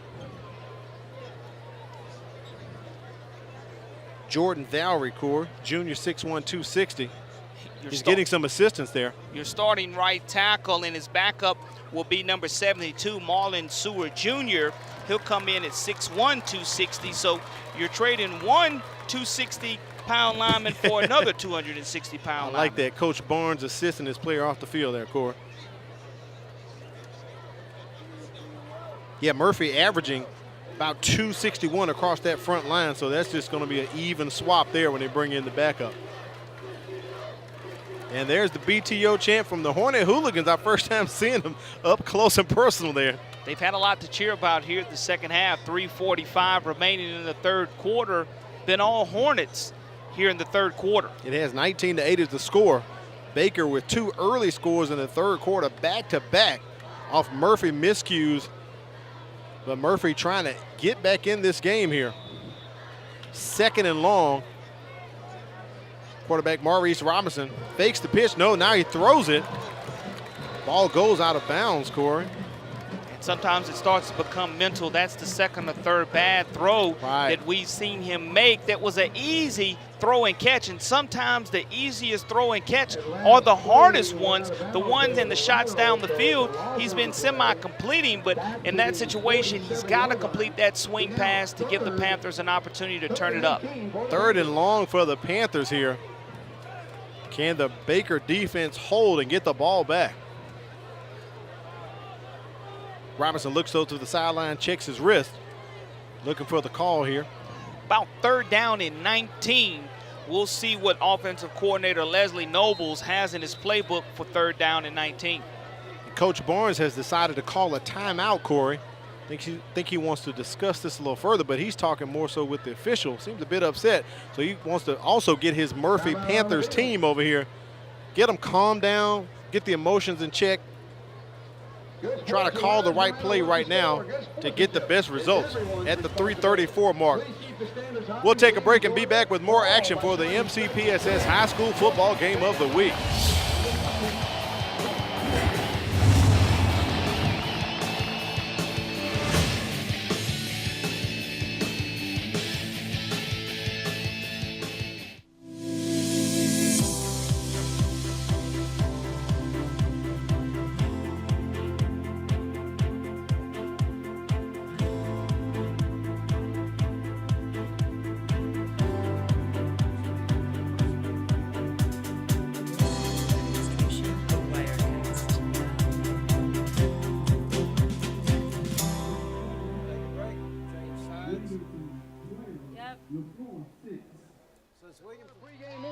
Welcome back to the MCPSS High School Football Game of the Week, brought to you by Spring Hill Toyota. I'm Al Wheaton, joined by Corey LeBounty. Also, Kimberly Dunn on the sideline for a Region 1 7A matchup, Baker and Murphy. And Baker on top right now, 19-8. Third and long for the Panthers. We'll call it 3rd and 19, as you said, Corey. Big player here, right here for Murphy.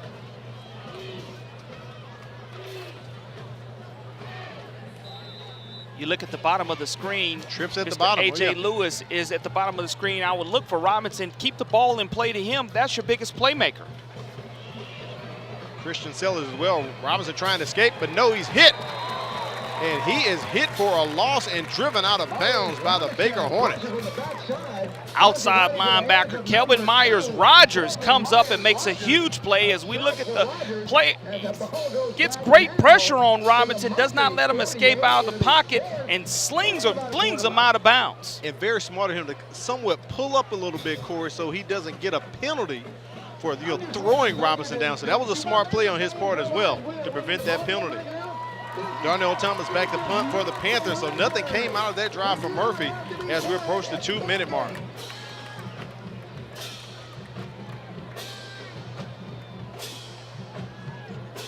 Murphy letting the play clock and the game clock tick down before they punt this away.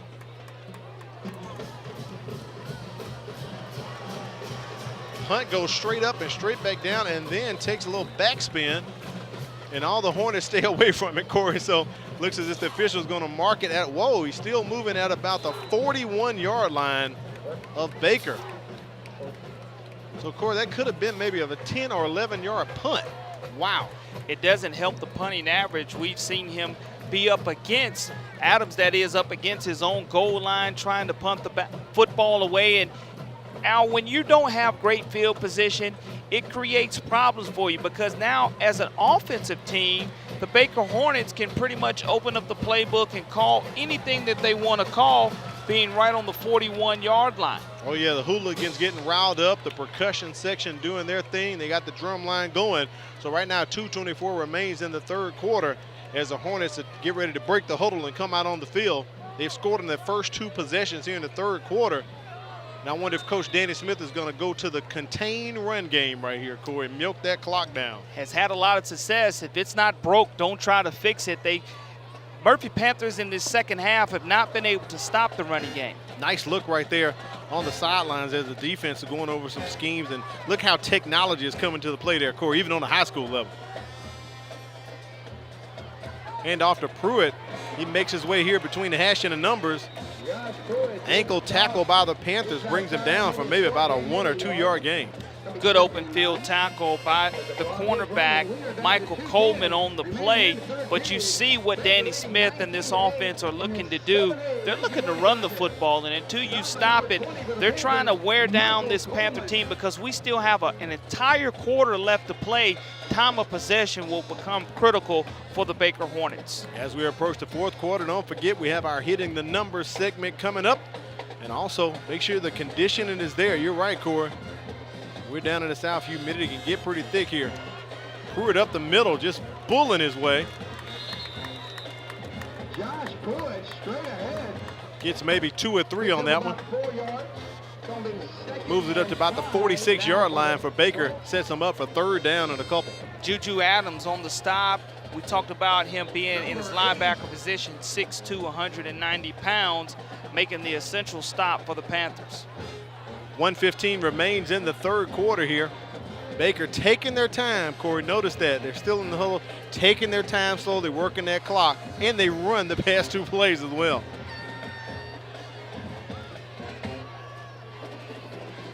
Hand off to Pruitt once again, and he takes the line with him, and the pile keeps on moving for the first down and a couple extra as they get into Murphy Panther territory, and we're under a minute at 51 seconds. Pushing the pile is what the Hornets have been able to do. And you look, Corey's checklist for Baker, push the Panthers at the line of scrimmage is something that is going to be very, very critical with 45 seconds remaining in the third quarter as we get ready to begin the fourth.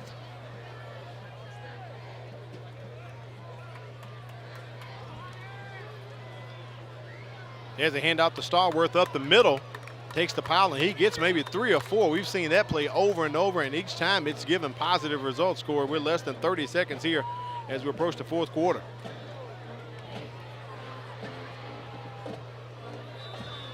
And at this point, Baker may not even have to snap the ball. Corey, the play clock has not even started, and we're at 15 seconds. I wonder if Robinson is even aware of that. Actually, the game clock is to his back, so he does not know. He didn't even have to take that snap, but they do it anyway. Hand it off to the up back. And that'll take us to the end of the fourth quarter here at Baker High School. Baker on top 19-8. Get ready as we take it to hit the numbers for you. Toby Davis runs ready, we're hitting the numbers. Over the years, the Baker Murphy series has been dominated by the Panthers, but as of late, the Hornets are proving to be a worthy opponent, taking 3 out of the last 4 meetings. So as we examine these two schools, one number jumps to the top. Tonight, let's focus in on the number 11. Murphy has a storied program. It's been around almost a century. They've captured 1 state title, but surprisingly, they didn't pick up their first 11-win season until 1975. And speaking of winning, Murphy's last playoff win was back in 2011. Now, Baker, on the other hand, hasn't had much success at winning over the years. We all know the significance of September 11th or 9/11 in the U.S. But back in 1955, on September 11th, the Hornets suffered their worst loss ever, a 73-0 shutout by Foley. And as fate would have it, the last time Baker went scoreless in a game was back in 2015 on, you guessed it, September 11th, a 35-0 loss to McGill. Baker's come a long way, now regarded as one of the largest schools in the state and led by Principal Clem Richardson, who served as the Hornets head coach from 1991 to 95. But during his tenure, the Hornets could only muster a total of 11 wins. And that's hitting the number.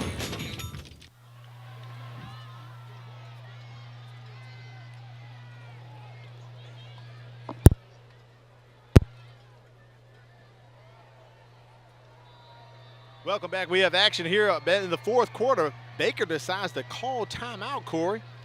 That's something that you don't want to see coming out of a quarter break, because you should have no confusion exactly knowing what you want to do to begin the 4th quarter. But you burn a timeout leading 19-8. You can afford to do that. The Murphy Panthers burned a timeout in the 3rd quarter. Now they're trailing, so those timeouts have become very, very valuable. You look at the recap of this game so far, Al. You look at Murphy jumping out early to that 8-0 lead with 4:04 in the 1st quarter, and then the Baker Hornets kind of got it in gear. They were able to score and establish that running game, making it 8-7 with 3:21 left in the 2nd quarter. Came right back out, right out of halftime like Coach Smith wanted. 17-yard touchdown by Josh Pruitt, and then at an 11-yard touchdown by Dalen Stallworth.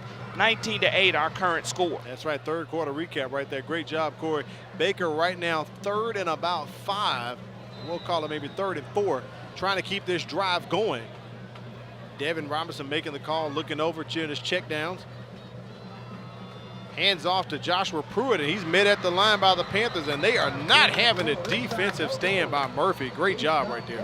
If you're going to start the 4th quarter, you need to do it with a lot of momentum and energy. And I know that's something Coach Muskegon Barnes and his assistant coaching staff were over there preaching. Come on, guys. We have 12 more minutes, plenty of football remaining. You just have to stand up and stop and get our offense on the field and get some production so the defense has an opportunity to rest as well.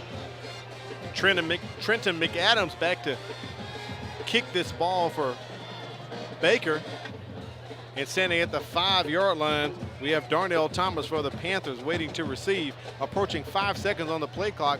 Baker better move quickly if they're going to get this off without a delay of game. And the clock has hit 0. But that may not be too bad, Corey, because giving yourself 5 more yards allows the punter to get a little more work on the ball. And we'll see with this situation, this 5-yard penalty. Play game. How much it does cost the Baker Hornets, because Darnell Thomas is back to receive this punt for the Panthers. And if he's able to turn it up north and south, you wish you wouldn't have taken that penalty. So Thomas moves up to about the 10-yard line to field this punt here.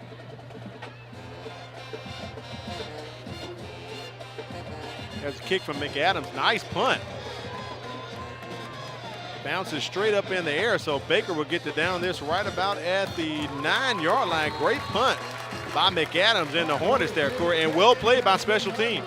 Here in the 2nd half, you've seen the Panthers begin most of their drives deep in their own territory. That's right. Having to sustain a lot of momentum offensively.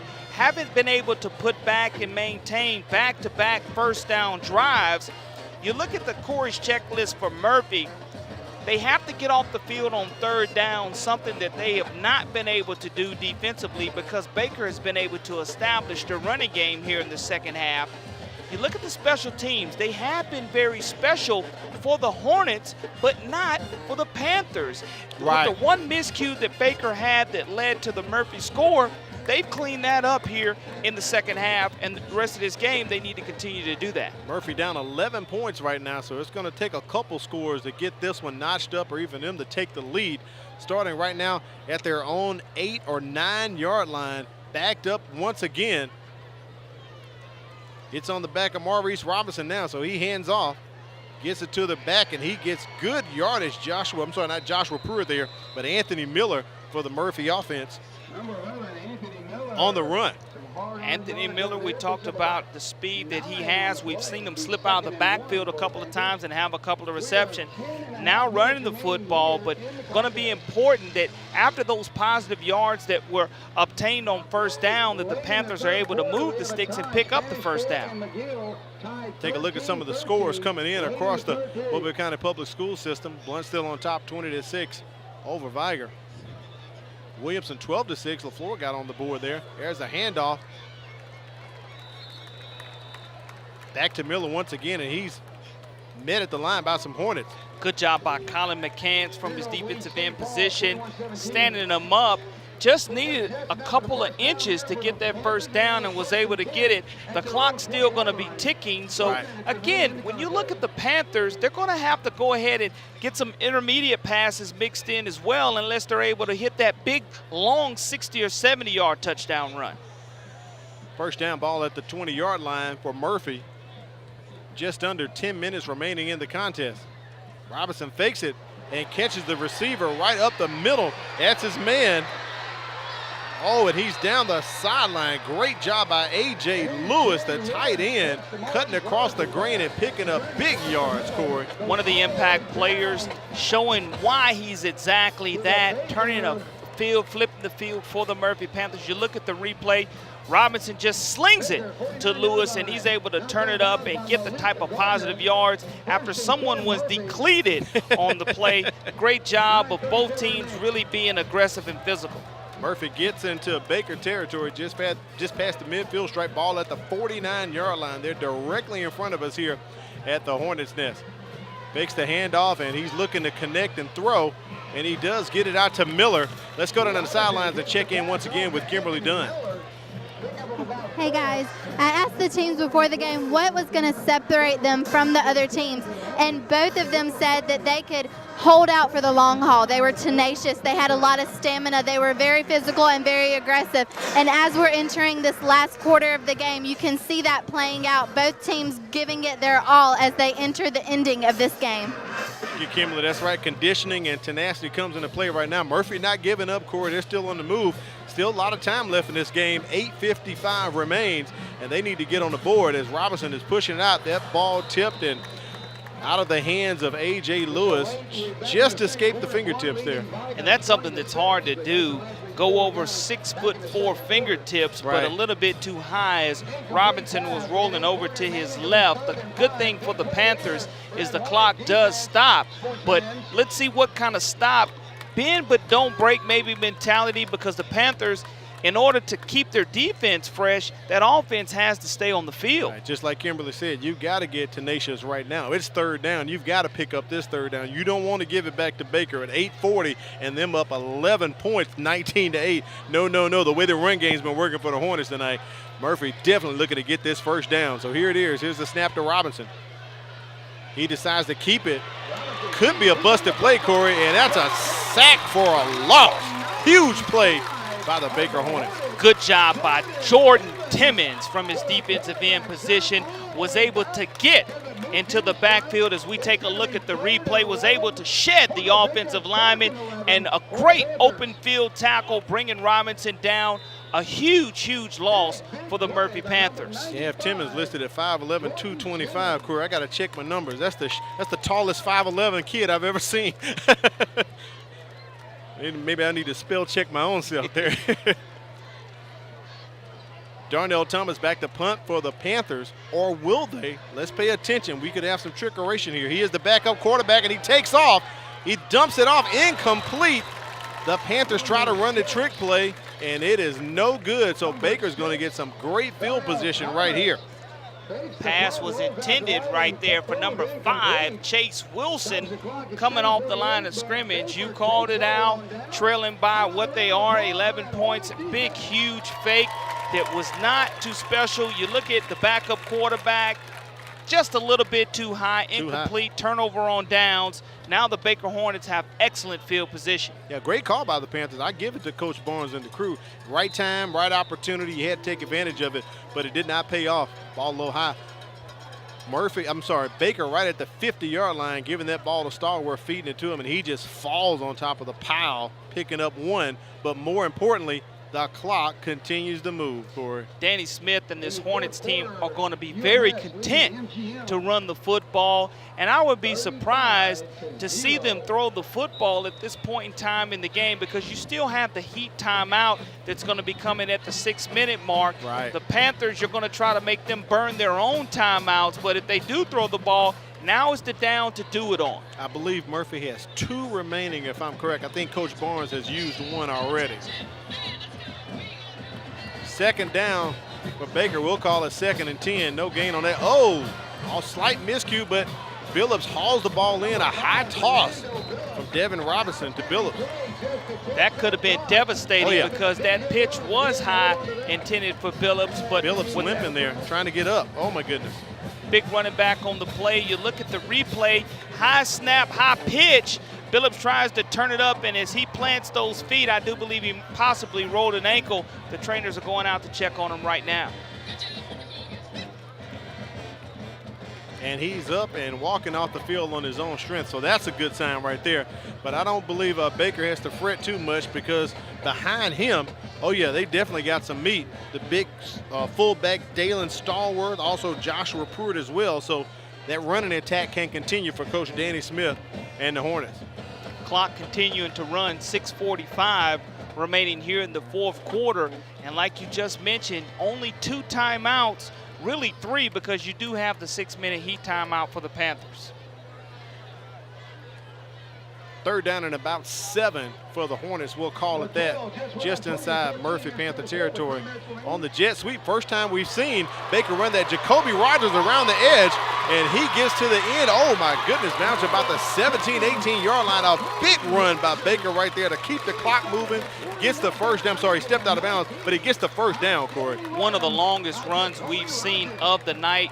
Jacoby Rogers takes it around the left end, secures it as soon as he gets around that defensive end. You see the burst of speed. The Panthers are tired on defense, and they're not really tackling that well because they've been on the field for so long. Rogers able to turn it into a great game for the Baker Hornets. Baker inside the red zone, ball at the 19-yard line, and a score right here pretty much might seal the deal for the game if they can punch it into the end zone. Devin Robinson over center, takes a snap, hands off to big Joshua Pruitt. That 200 pounds is stumbling into the end zone for a touchdown, Baker. Big run, 19-yard touchdown run on the play. And you can just see the Panthers are gassed.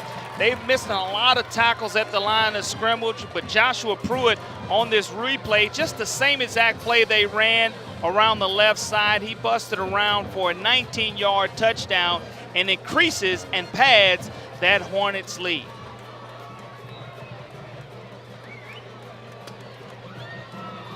Jacob Tanner on for the extra point.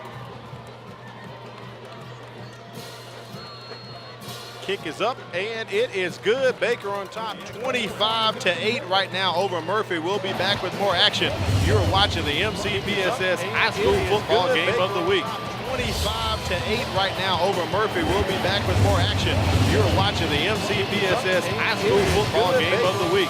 25-8 right now over Murphy. We'll be back with more action. You're watching the MCPSS High School.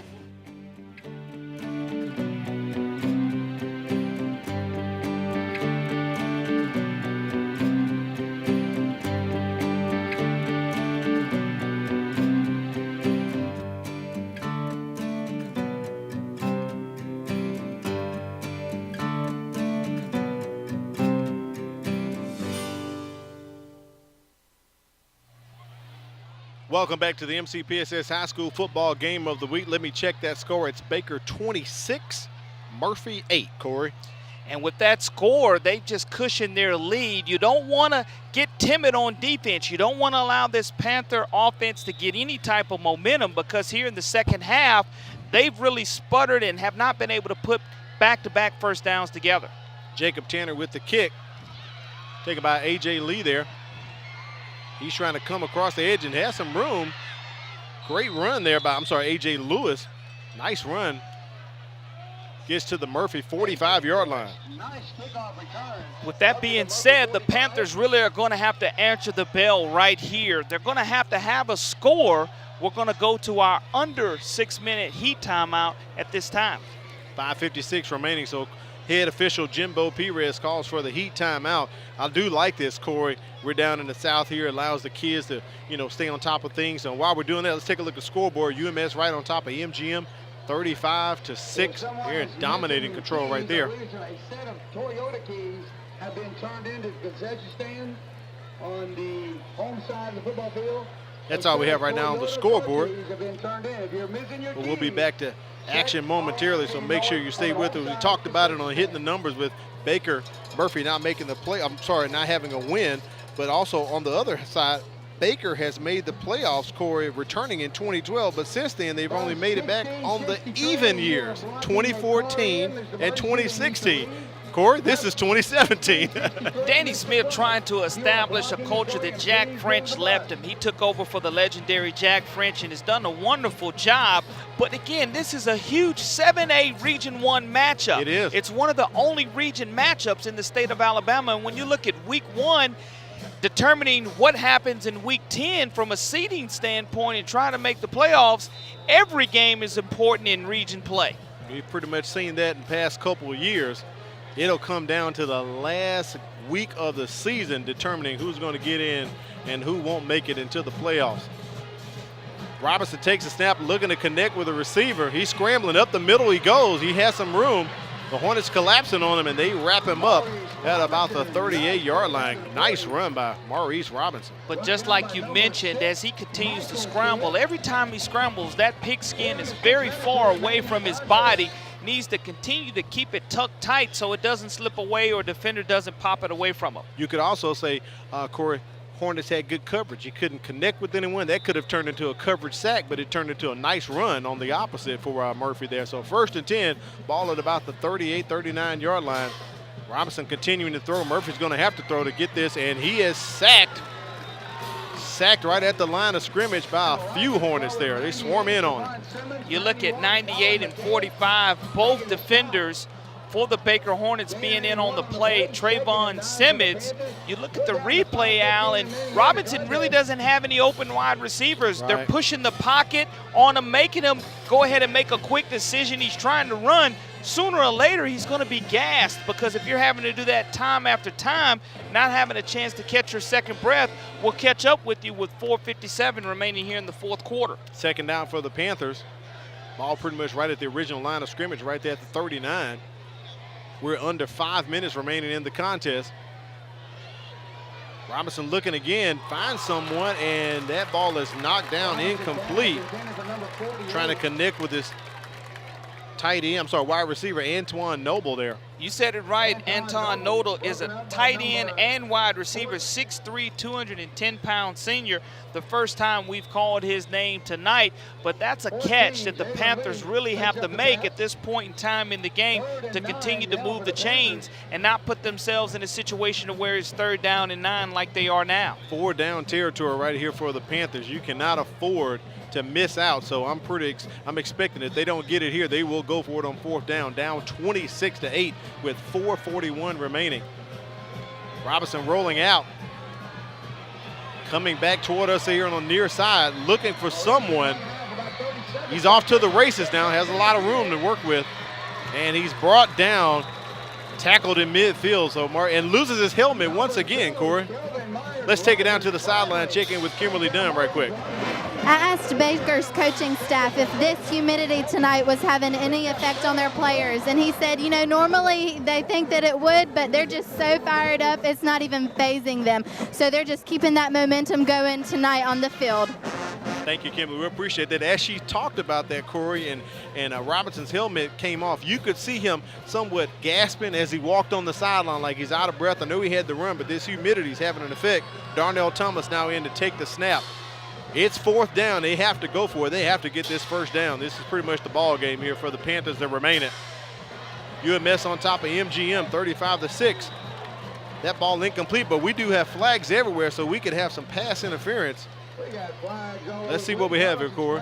I like how Darnell Thomas comes into the game and they immediately know they have to go vertical in that situation, put the defensive back of Baker in a bad situation. Here's the call from head official Jimbo Perez. So that will go against the Hornets. Baker sideline upset with that call, so Murphy will get that first down. That should be enough to cover it, plus some more, Corey. And they'll take it any way they can get it at this point in time. 3:47 remains in the contest. So that brings the ball up to about the 17-yard line for Panthers, and Robinson back in the game. Maurice Robinson back in after losing his helmet on the previous play. And he's trying to connect with the receiver in the end zone, and yes, he does. That's a touchdown for Murphy as he gets that ball into the receiver's hand.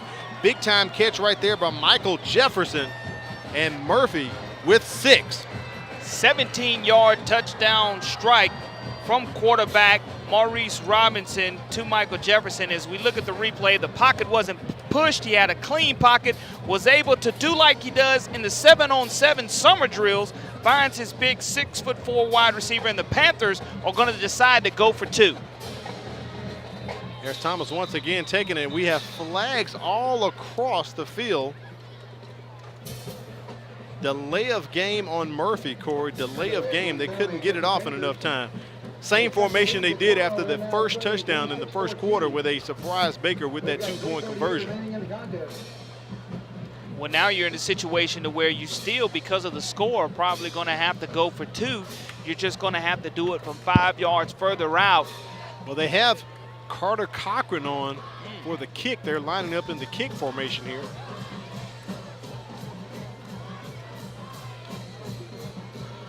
Kick is up, and it does cross over the crossbar. So 26-14, Baker on top. We'll be back after this break with the MCPSS High School Football Game of the Week. So 26-14, Baker on top. We'll be back after this break with the MCPSS High School Football Game of the Week.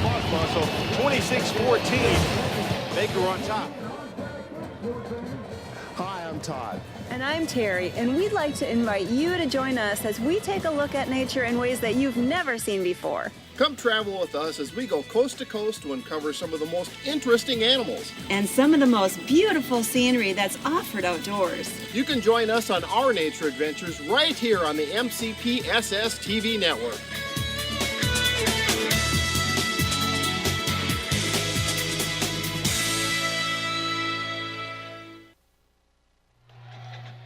Welcome back to Baker High School. Baker on top 26-15. Let me check that. 26-15 as Murphy gets the score. 3:38 remain right here in the contest. And Corey, now it comes up. Do we see an onside kick? We know we've had a rule change this year in regards to how you get these kicks done. So let's see what Carter Cochran is going to come up with. Will it be a pooch or will he go for an onside? He pooches it up in the air.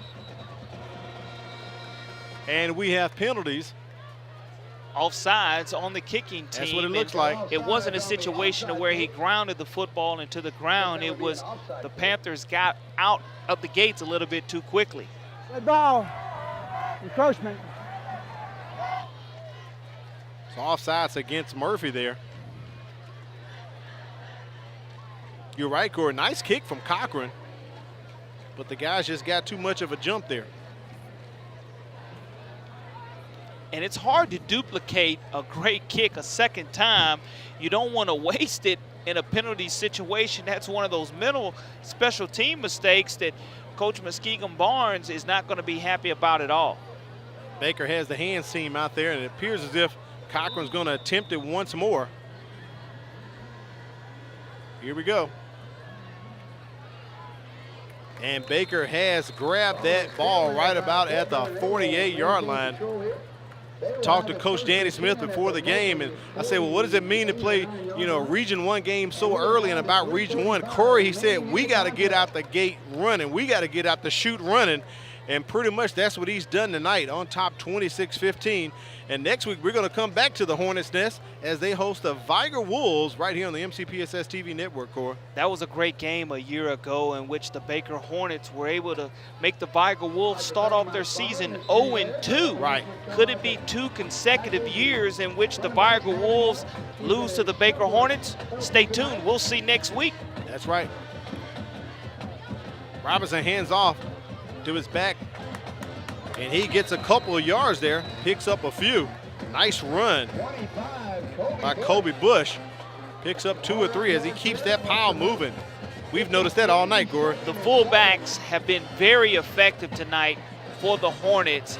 Dalen Stallworth has had a couple of big runs also on that particular run, Kobe Bush, but you have to be honest with this defense of the Panthers, because when you see the fullback coming on the quick handoffs, you have to be ready and get off those blocks. If you're not able to do so, positive yards will be gained in the trenches. Less than 3 minutes remaining here in the ball game. We'll call it 2nd and 6 for the Hornets. Hand off to Big Pruitt. He gets that 200-pound machine moving. Corey picks up 3 or 4. 3rd down, and the clock's still running as Baker on the move.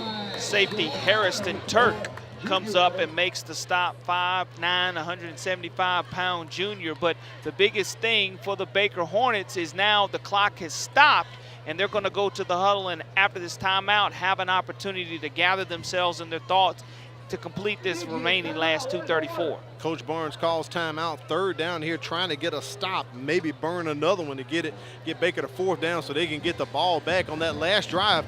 Fortunately, Murphy had to use no timeouts, got the big pass interference call that set them up to get the touchdown here. So Murphy pretty much putting it on the line right here. The defense has to step up, Corey. I like the scoring, 26-15. We've seen the Baker Hornets respond early because they went down 8-0. You wanted to see were they going to bend and not break, because they made a couple of mental mistakes early.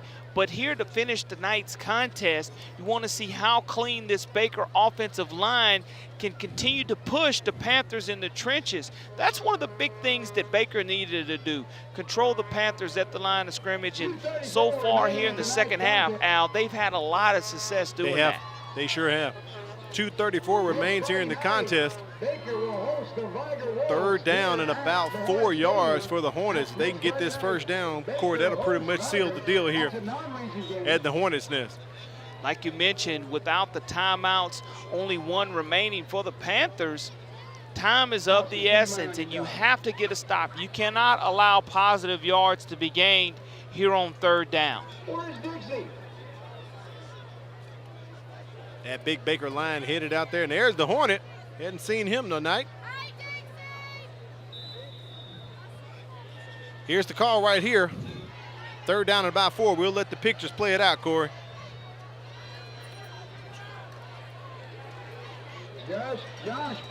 That's close to a 1st down with Pruitt. Let's see where they mark it at, Corey. I see the officials here about the 39 or maybe the 40-yard line walking up. And anytime that fist goes into the air by the Sun judge, that does mean it's going to bring up 4th down, and it's going to be 4th down and 1. About 1 yard, yeah. And Murphy burns that last time out, Corey. Take a look at the scoreboard, 18-6, Williamson on top of the floor. So Murphy out of timeouts right now, Corey. 2:23 remaining here in the 4th quarter. 4th down and 1. You look at the yard line that the Baker Hornets and where the ball would be positioned at the 41-yard line of the Murphy Panthers. With that being said, 4th down and 1, you have to trust your team here if you're Danny Smith in the second half. They've been able to establish the running game, so you would think coming out of this timeout, the mentality would be, we can get this 1 yard, guys, because even if we don't, the Murphy Panthers will have to drive the length of the field with no timeouts remaining on the clock. That's right. I expect Baker to pretty much go for this one. The backs they have, Fernando Billups, Joshua Pruitt, Dalen Stallworth, Kobe Bush. And out of those 4, The lightest one is 182 pounds, Corey. So I expect to see a run play right here. Not only for that, Baker. the Panthers have been on the field for a long time here in the second half. So let's see if this last gasp effort will be fruitful for the Panthers. 4th and about 1. We're going to go with your call there, Corey. Man in motion with the little jet sweep. They give it to Rogers. I'm sorry, that's not Rogers. That's C.J. Young. He's trying to get the pile moving, but based on where the side judge is, it appears as if they will have the first down. That play worked for them earlier, Corey, and led to a score with that little jet sweep there. 2:12 remaining here in the contest. Head official Jimbo Perez motioning for the sticks to come over, Corey, to do a measurement. With that being said, I think this measurement, again, if they get it, you know they pretty much salted away the game and they're just going to continue to try to run this clock out.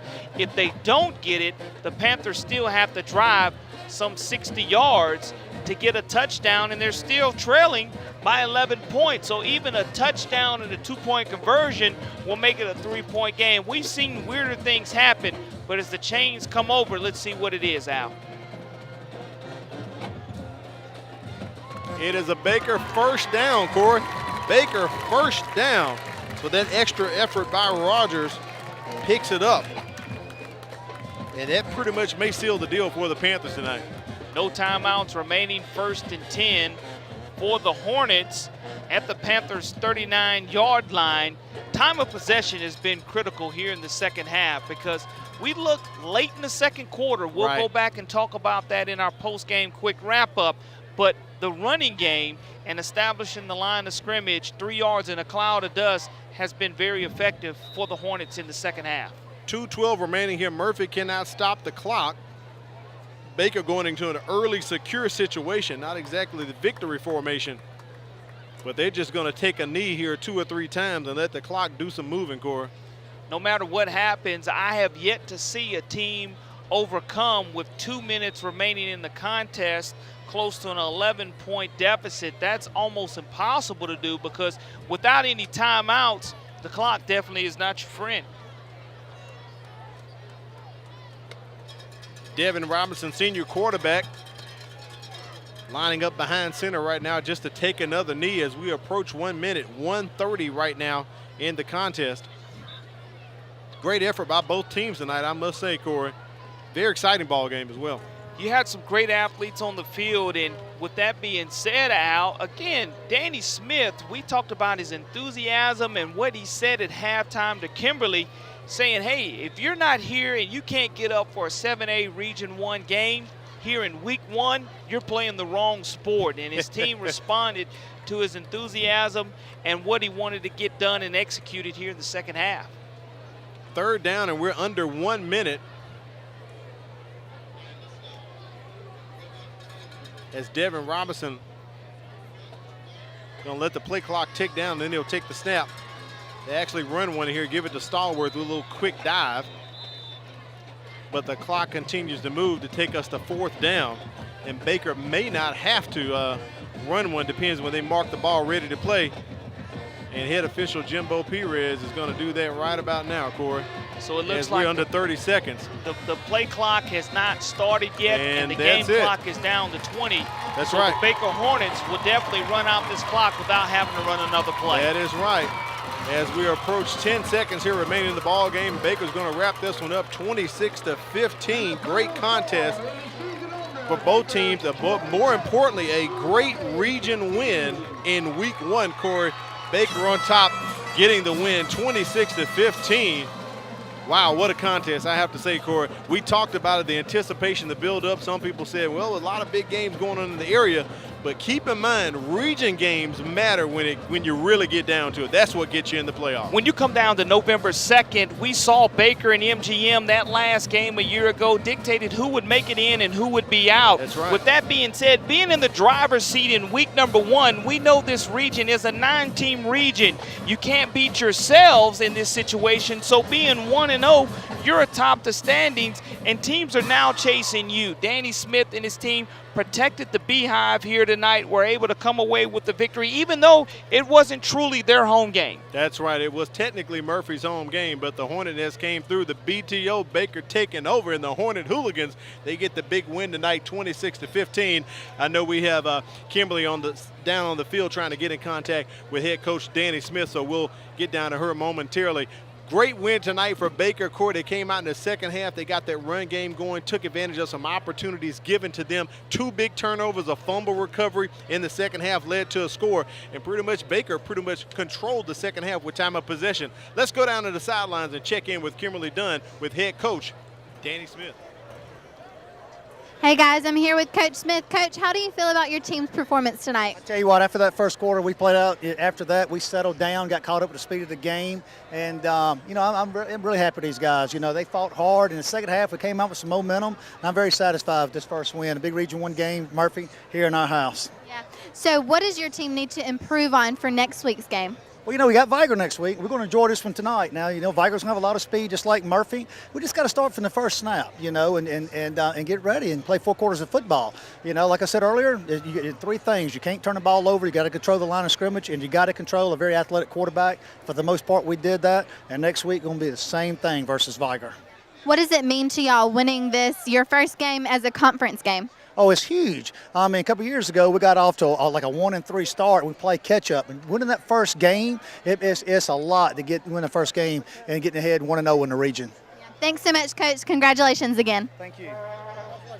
Thank you, Kimberly. Congratulations to the Baker Hornets and Danny Smith picking up their first win and first region win of the season, Corey. You have to be very happy for him. And again, this being an away game, even though they're around their same surroundings, 1-0 7A Region 1, all the Baker Hornets have to be very impressed by them able to establish the run in the game. Muskegon Barnes, you have to be happy for his first appearance, not coming away with the victory, but at the same time, he's learned a lot about his team as they prepare for their next opponent next week. All right, we thank you for joining us tonight. For Kimberly Dunn down on the sidelines, Corey Bounty, I'm Al Wheaton. Baker gets the win out here tonight over Murphy.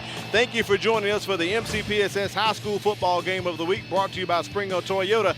Next week, we're back again at the Hornets Nest as Baker hosts Viger. Have a great evening.